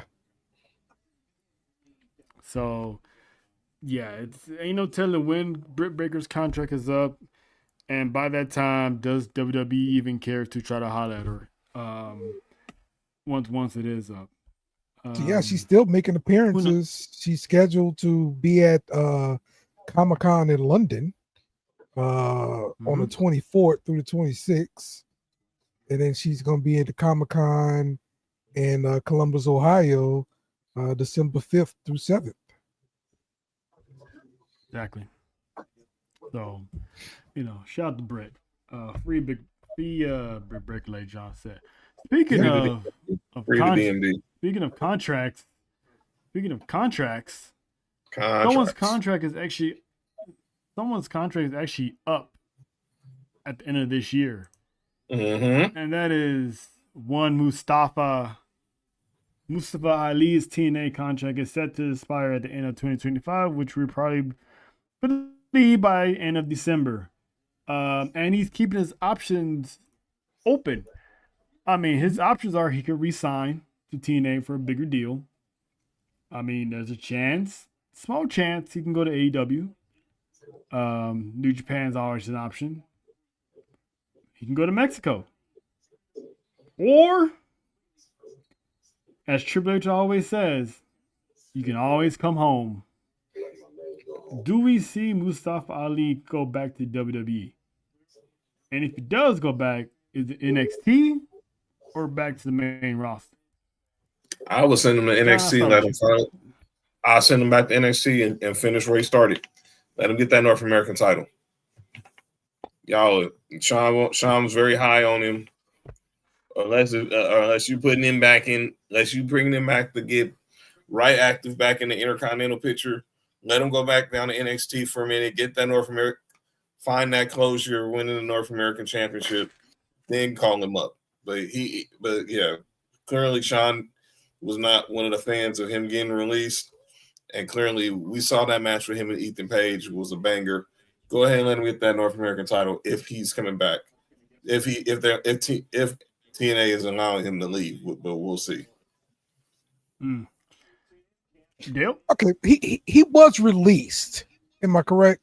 Yeah. Okay. So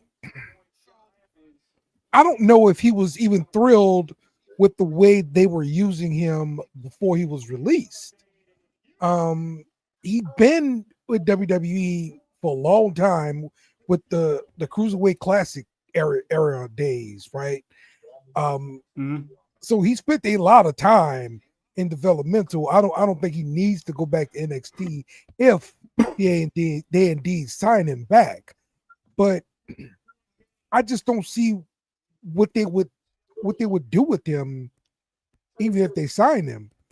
I don't think he's like that hot of a product on a free agent market as if MJF being a free agent would be. You know what I mean? I don't know. I mean, we just seen him in WWE for so long. Yeah, but you also gotta remember that was the old regime of WWE, where But the new regime let him go. By the time he was released, wasn't that still in the 2.0 era, or was it like after that when he was? It was after 2.0. It was before the CW era. I put it like that. It was the bridge between the two. It was the end of the USA era on the way to the CW era. So Triple H definitely let him go. But at that time, was Vince still? Nah. Triple H somewhat in charge. He was already. He was, because remember he had the match with Gunther at Night of Champions. For the Intercontinental title. That was 24. So this was about a year ago. No. 23. Oh, so about 2 years ago. Oh, yeah. 22 years ago. It was 2 years ago. So about 2 years ago. That's true. I forgot about that. Yeah, time flies. It's been already 2 years ago since he got released. Yeah. He's done a pretty good job this past year in TNA. His first year wasn't as great though as this one. So yeah, he's improving, but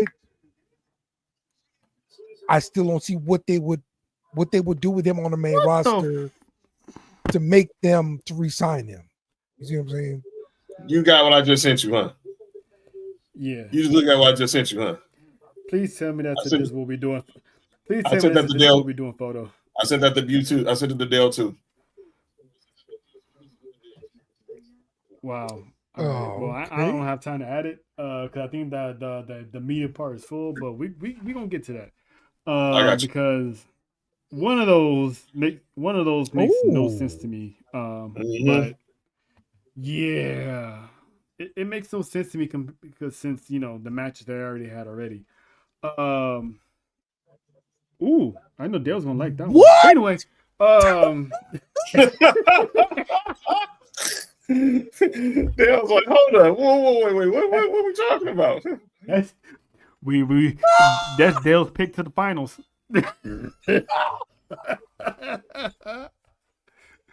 little old Dale just opened up his Christmas gift. That's great. Okay. Santa John sent him a good gift. Merry Christmas, Dale. uh, but yeah, so Oh yeah, we're James anxious to see Storm. I that. forgot about him. Yes. And there's another contract situation, John, that I didn't even know was possible. And that Which is is one former WWE announcer turned video vixen, Miss Samantha Irvin, yeah. who revealed earlier in the week that she basically had a 2-year non-compete clause on her WWE contract. So she's going to be continuing music until this time 2026 when she's free to sign wherever she wants to sign to. So everyone who was hoping that she's going to put up to AEW with her husband is going to have to wait another year for She that had 2 years. How the hell she get a 2-year non-compete? Right. Forget the She got 2 one year. heck of a- How does an announcer have a non-compete clause? Period. They're just announcers. That shows you how high they were on her. You're still on TV. Like, we still putting you on TV. And this is our so why airtime. call it a compete? Why call it compete? I guess just it's only called like a just 90-day non-signing. So that pretty much shows me that when she left, she still had like a whole 2 years left on her whatever WWE deal she has. So she pretty much left before. I mean, she I thought probably her could have contract was left expiring. and went to do the news or something like that. She just can't do wrestling, right? Like that's the whole competing. Well, she keep doing music and them videos she be dropping her. Whoa. Really? Yeah. Oh, yeah. okay. I mean, that's the only best part of her music is her whoa. I'm gonna have to check this out. Shout out to Marty. Marty wants to help her out so bad. So shout out to Marty. Shout out to Marty. I got Marty hit me up earlier. Shout out to him. Oh yeah. Oh, and yeah, we waiting on him to get some okay. So we gonna talk, John, about Marty. So yeah. But anyway, but yeah, so apparently she has 1 more year left on her WWE deal before she can go anywhere. Does knowing AEW factions don't last longer than 6 months. Does she show up in AEW, which is probably like an obvious answer to that question. But in what capacity do you think she show up in AEW as? Dale, I'll start with you. She would show up as a character, and maybe she's gonna be with Ricochet in some form. But I know she wants to be on screen and participating. I don't know if she's gonna be taking bumps, but I know she wants to be something. She did say in WWE she wanted to be in the ring, so she just might get in the ring to do that. So that'd be weird. That'd be something to see. John, your thoughts on Samantha, do you see her going to AEW, and what capacity you feel like she's going to be in? Look, we all know she really wants to do some character work on TV. I mean, I don't know if it's right, but I would see her being part of the demand.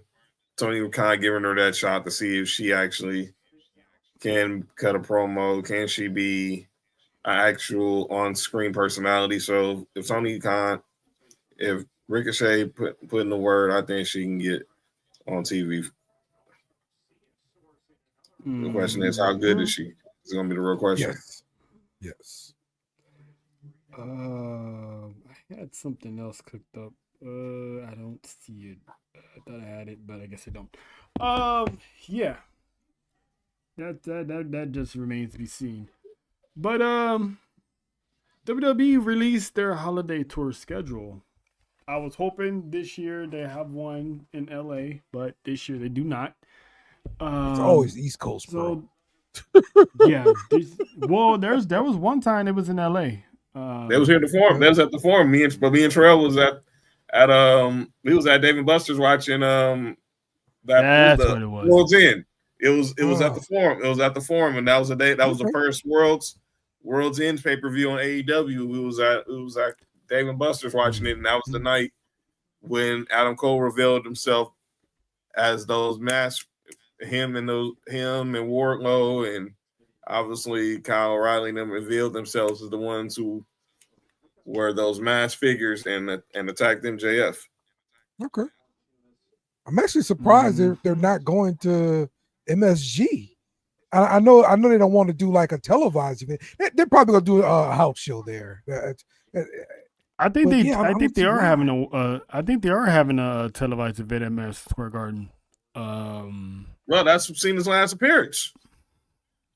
17th. That's the last.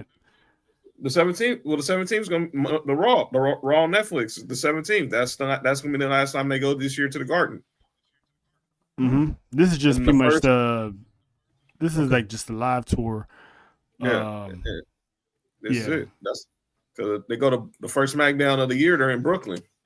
Yeah. Brooklyn. Shout out to Crime Time, man. But yeah. Did we ever get more injury news on Jade Cargill? I didn't know she was injured. Oh yeah, her scar. The little I didn't hear anything accident about her. on SmackDown or whatever. Well, they said they don't think it was long. It's not going to be long term. They said she should be back on TV in weeks. So even when the day happened, they think it wasn't going to be nothing. No, she need no surgery. She just needed some stitches. Yeah, because you just hadn't seen her since. My God! And then I saw on the picture there. The rumor is we might see her sooner than we think. Okay, we might see her sooner than we think, and I put it like this: time might be up. Well, I mean, how many championship matches she gonna get? But anyway,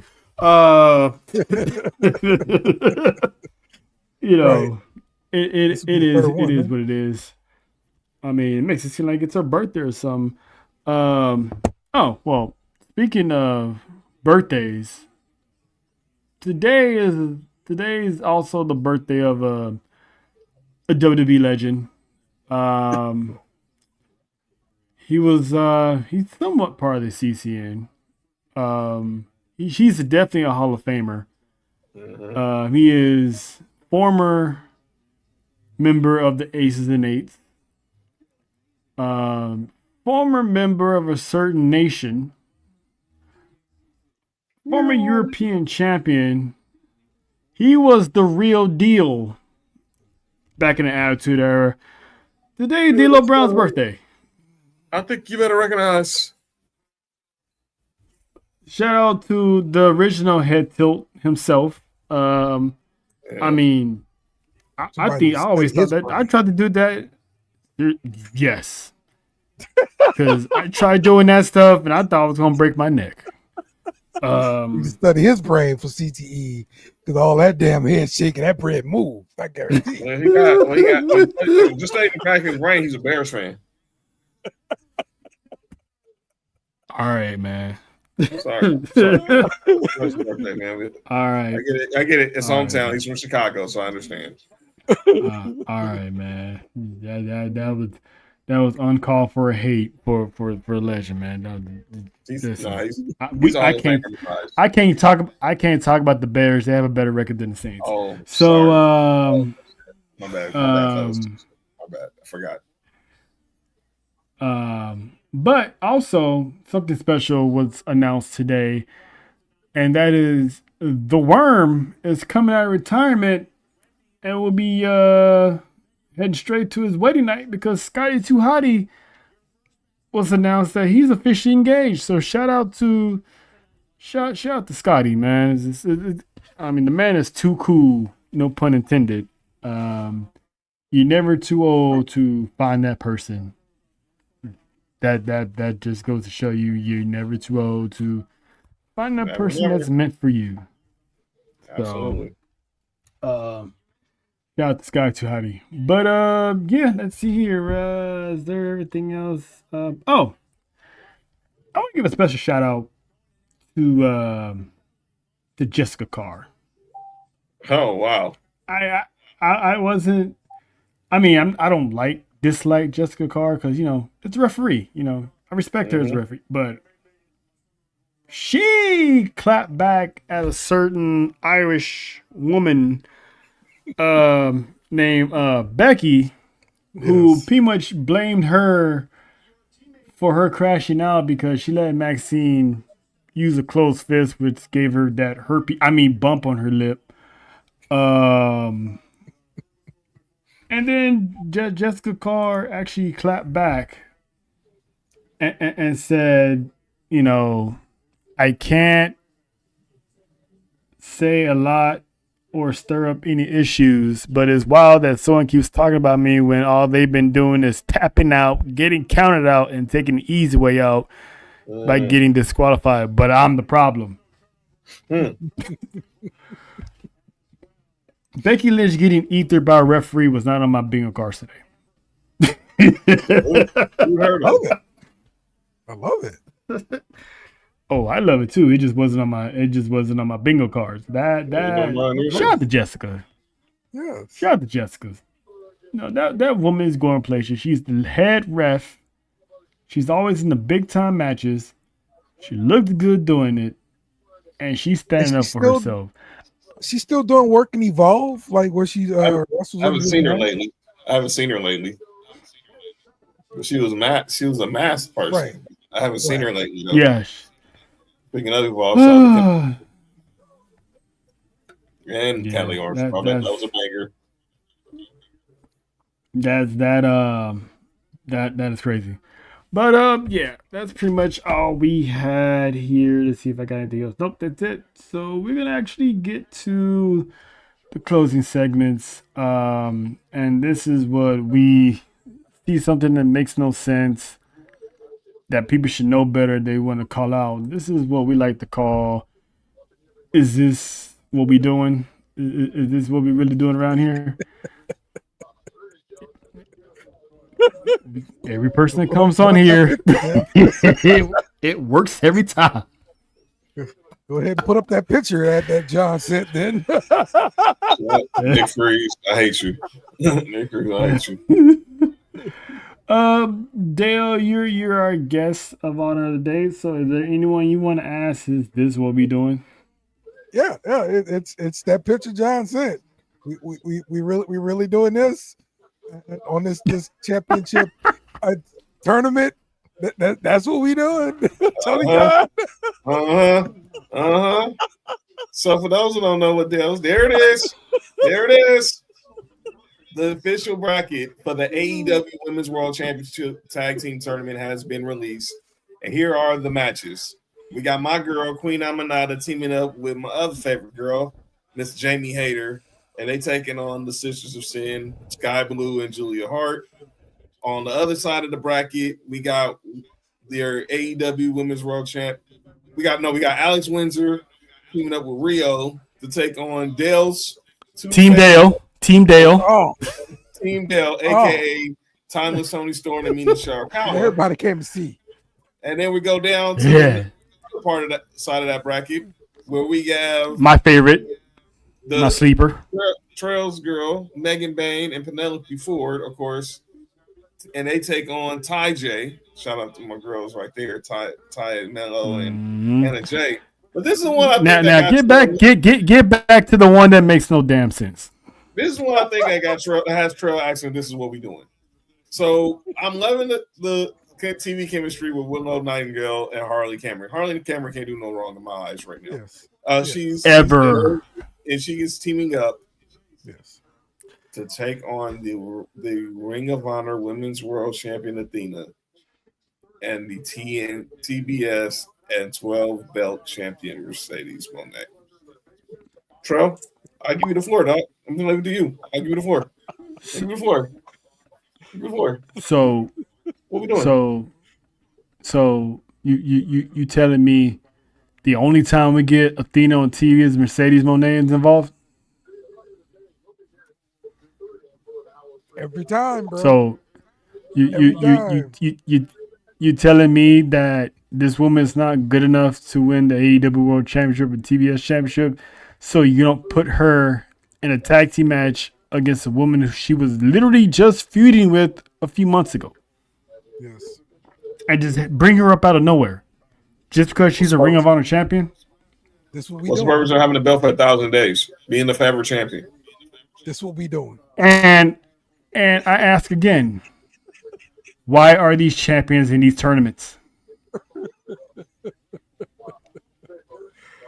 Why is the women's why is Ring of Honor Women's World Heavyweight Champion the female face of that brand in a tag team match with a woman who has 12 goddamn belts and is interim Ring of Honor champion and a TBS champion? Shouldn't she be defending them belts? Mm-hmm. Why is she in that? Makes sense to me. And why is this tournament only why this tournament only 8 teams? Hold on. Why 8 teams. Why there's only four these teams? Why? Okay. Tony and Mina, cool. Not mad at it. Windsor and Riho, not mad at that. Bane and Ford, those are my sleepers. Not mad at it. TJ, established tag team. Not mad at it. Hater, Aminata, they've been friends. They had this little rivalry against Sin's Sisters of the Sin, who I actually got winning because what's her name? The third one, she's gonna play a big part in that. Yep.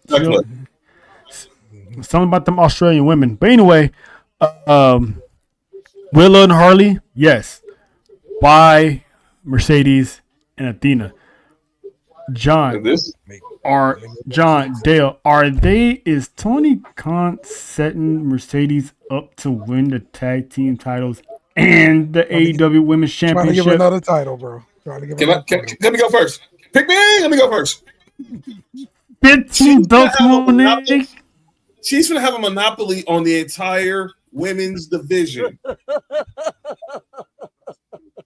The entire women's division.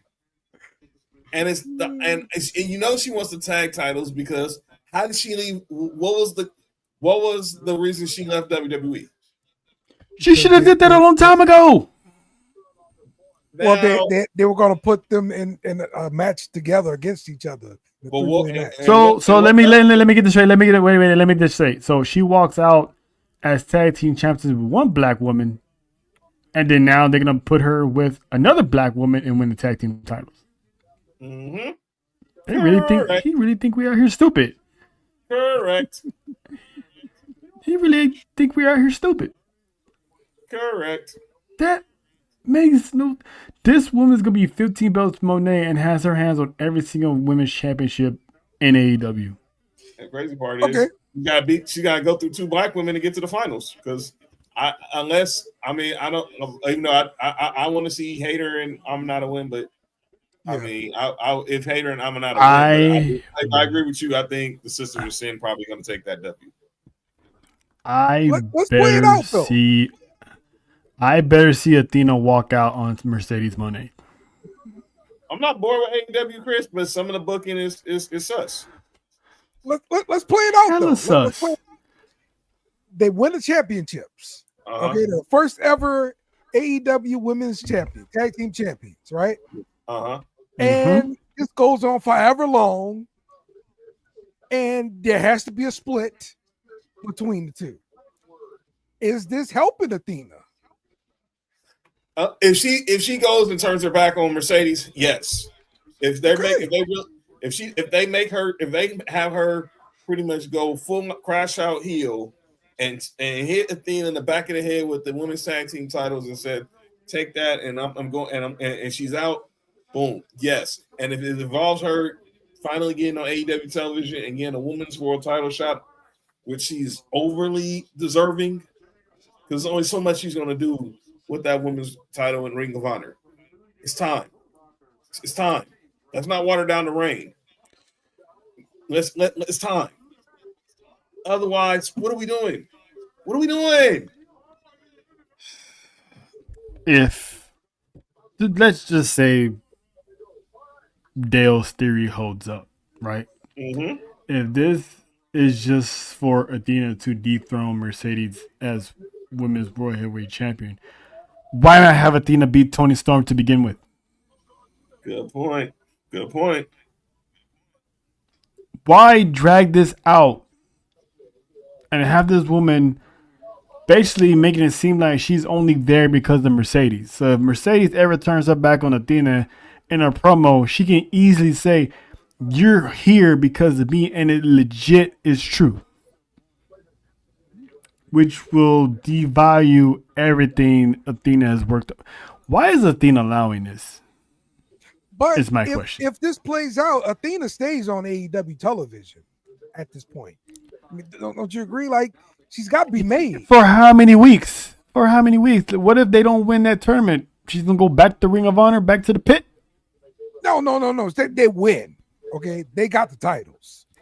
They're in the tournament. They got the titles. So they're gonna beat Megan Bayne and Penelope Ford. This is a done deal. This is a done deal, Trill. Okay. They're gonna have. It's gonna be Athena and Mercedes in the finals versus Tony and Mina. I'm already seeing it now. Full gear. Yeah. Full gear. Yeah. Sounds good. Athena, I wouldn't be shocked if it's full gear. We got Monet doing double duty that night. We gonna have an angry Dale.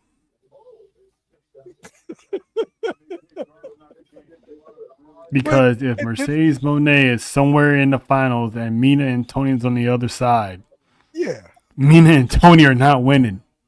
Look, Mina and Tony, they're gonna sell the tag team division altogether. That's your favorite tag team in AEW. Then give them the straps.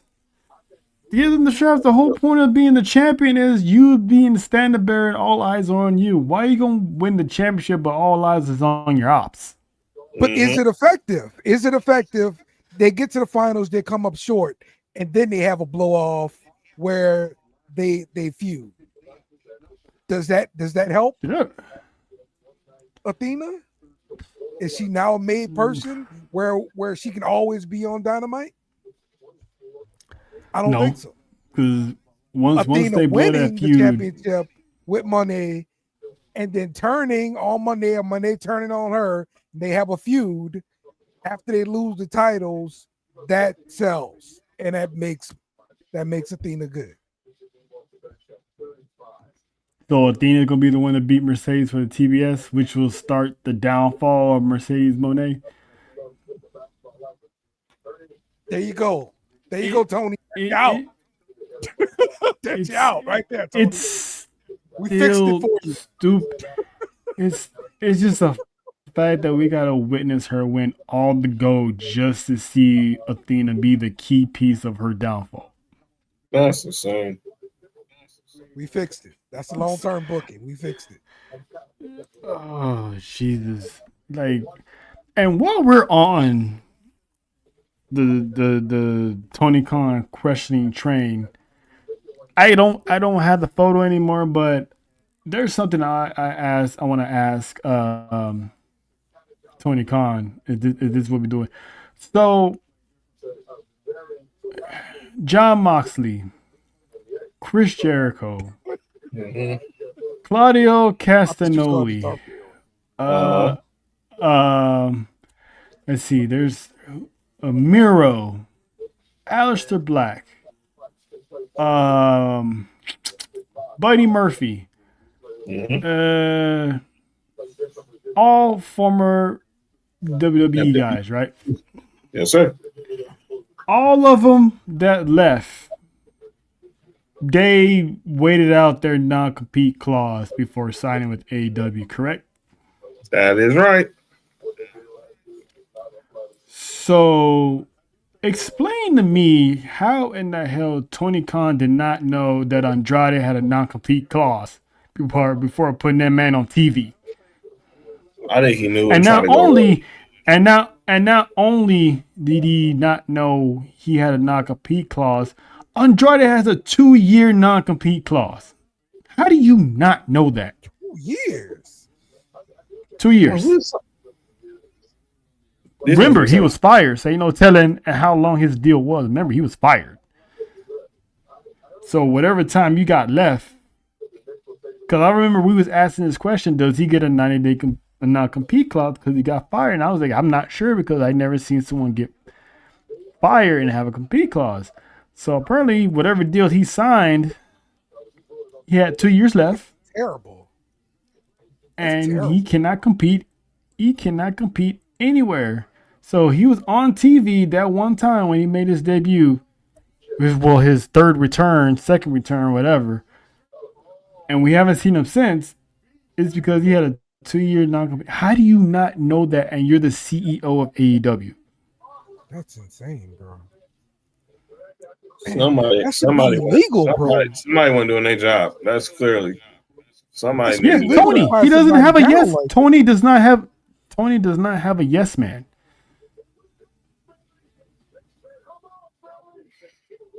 How do you not know? Like 2 year, 1 year, 6 months. How you not know all of a sudden that someone you just signed doesn't have a non-compete clause against a company you're going head to head with every week? Ain't no way he's trying to get himself sued. They really could have sued him. Yeah. And Andrade. Like, how do you... I remember David Untunga said that actually Andrade can fight those 2 years.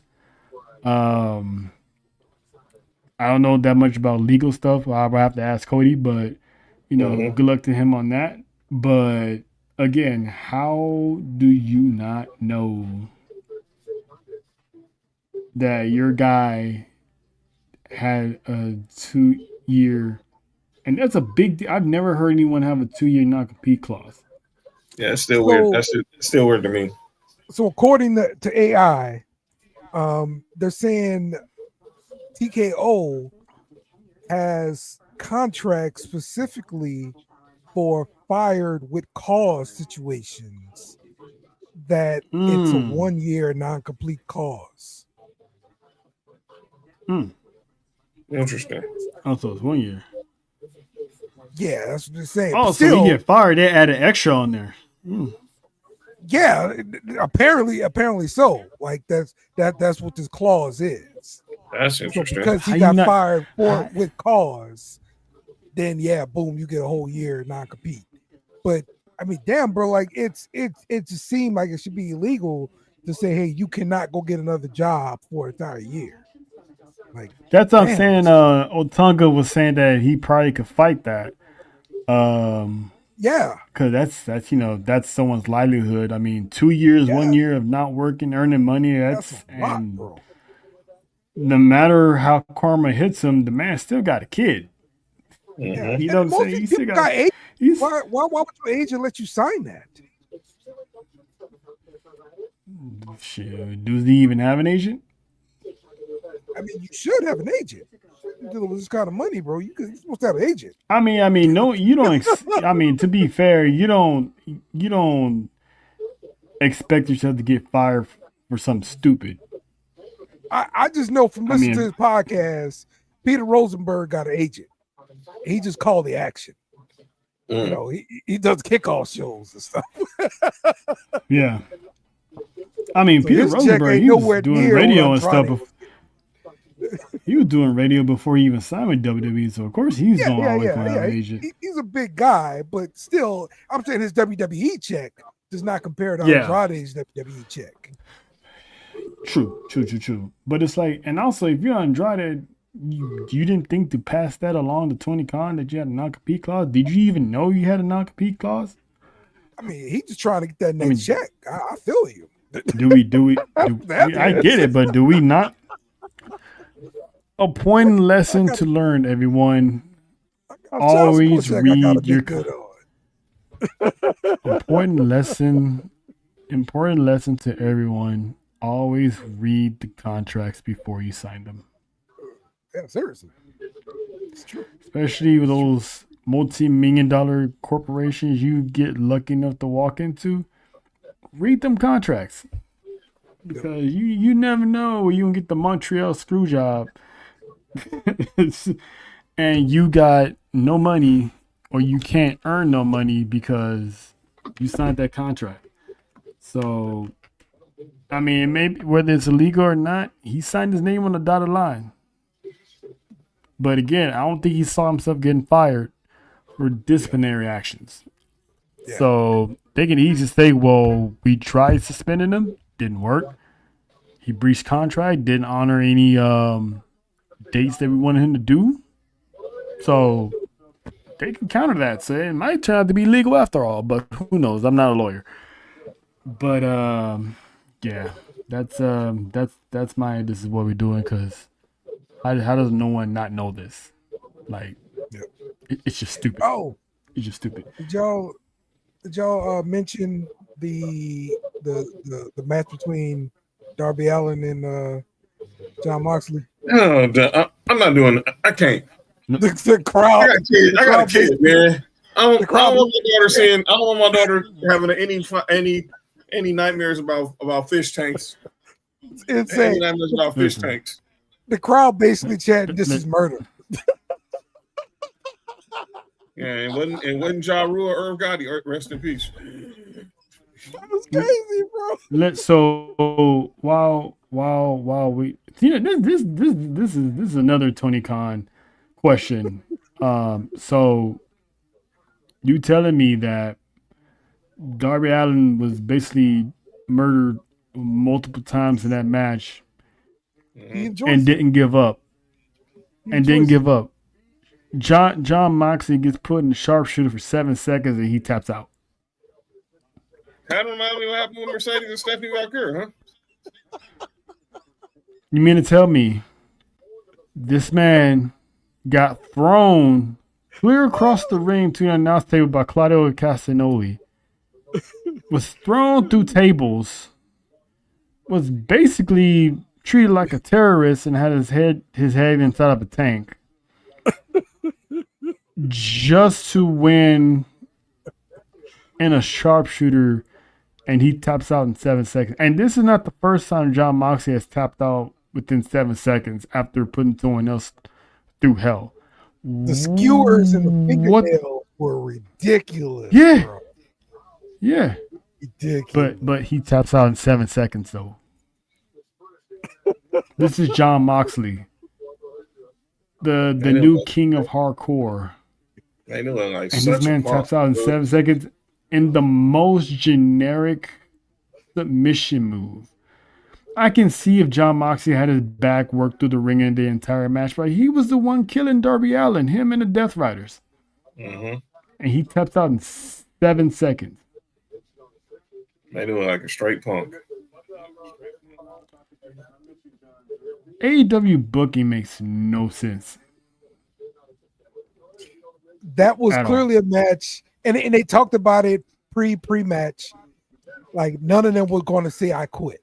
Like it just wasn't going to happen. What really should have happened? We should have had like this Mick Foley ending. Somebody had a recording saying I quit, and yeah. And we have to figure out who said. Have Darby Allin do it, and then you have a recording of Moxley saying I quit. Yeah. But no, he taps out in 7 seconds to a sharpshooter. Yes. And I thought Sting was done getting in the ring. That's what we doing, dog. Yep, the I- ghost I- sting. It's ghost sting. Big Papa Sting. Ghost sting out there. All white. That's Love it. that's Big Papa Sting. It's what are we doing? What are we doing? How long he had to lay underneath that damn ring? How long?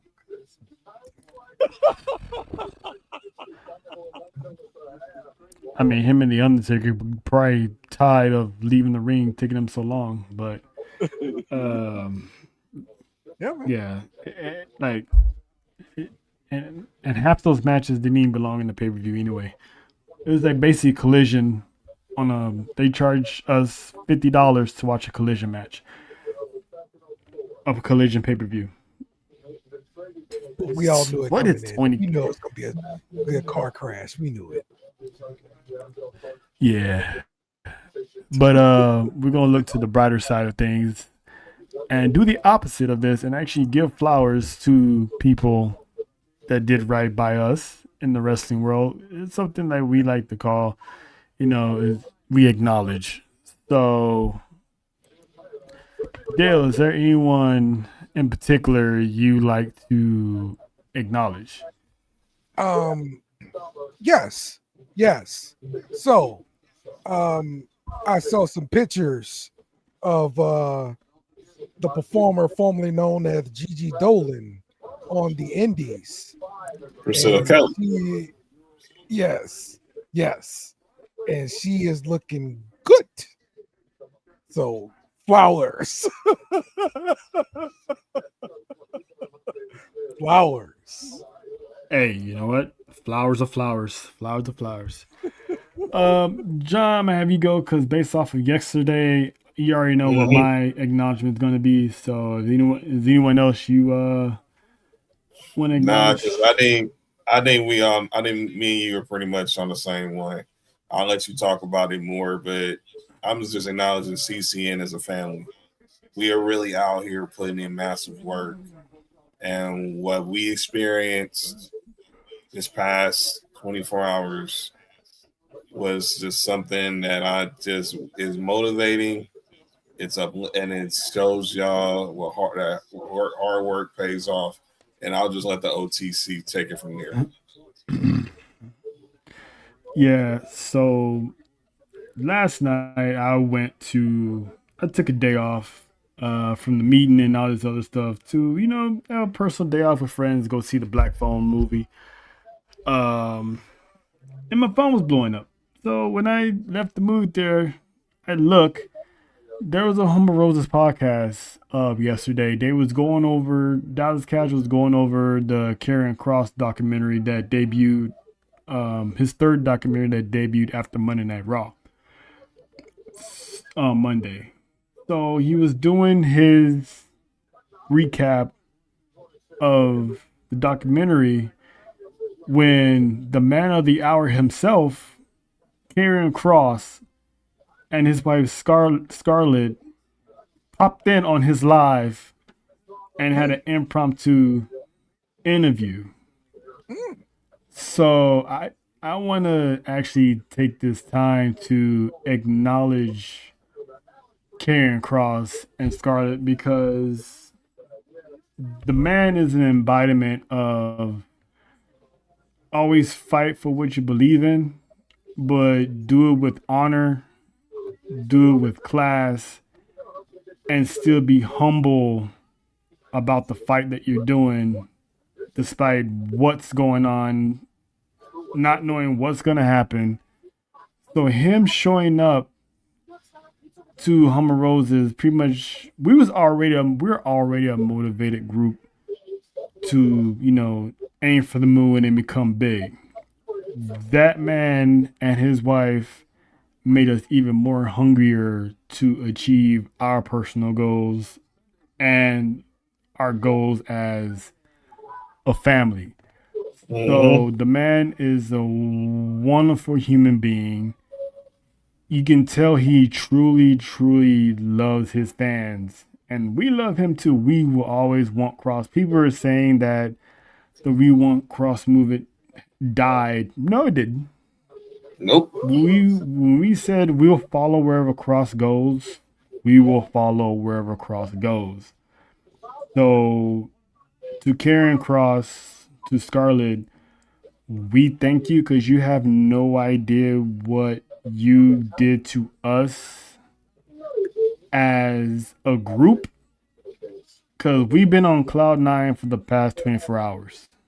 Man, it's just insane. And for that, we owe you a debt of gratitude, and we thank you for, taking the time out to join our guy Cash, and shout out to Cash for, manifesting all this happening. So we're looking forward to hopefully one day having this conversation with Karen Cross. But for now, we acknowledge you and your wife, and we want to give you our flowers. So again, Kevin Robert Kester, we thank you, and we definitely salute y'all. So thank you, Killer Cross. And on that note, we're gonna get up out of here. And Best in the World podcast tomorrow. Myself, the OG Dale, and the Bishop. We're probably going to continue the AEW trashing of Wrestle Dream. They have some good spots in there. And of course, the Bloodline and all that stuff. What else? World Series kicks off Friday. Sports to You podcast. We'll have your live coverage of that. Saturday, we will have a Halloween Havoc watch along. We will be invading the island of the ATD. Shout out to Monty and Leslie, Get Real Soon, Faith. So there's a busy week. Oh, and by the way, if you were a fan of No Limit or Cash Money, they're having a versus Saturday, and that is gonna be good. I know me and Dale gonna have a good time with them. Yes. I'm definitely. I'm can't wait. I can't wait. I might start a white seat just because. and on top of that, Texas A&M Aggies will suffer their first loss at the hands of the LSU Tigers. Yes, you go. Nessa, I said it. Fuck the Aggies. And so that's gonna be in Death Valley, by the way. Absolutely. And if you're into Halloween trivia, the Culture Clash CCN will be having a monthly episode. At what time, sir? It will happen at 2 East, at 5 Eastern, 4 Central, 2 o'clock on the West Coast, or 15 minutes before that, exactly 2 hours before Halloween Havoc, hosted by the great Dallas Cash, Supernova Kane, and the rest of our CCN family. If you're into Halloween trivia, pull up because this is going to be an interesting one. And if you're a horror movie buff, this trivia is going to be for you. So stay tuned for the promo packages and official time listings of that as well. So it's gonna be a busy Saturday for all of us. And then of course, with that being said, y'all enjoy the rest of y'all night. Stay safe. And we will catch y'all. I'm Trail. That's John. And of course, there's our resident Mina and Tony lover himself, Mr. Dale. And we will catch y'all later. CCN owned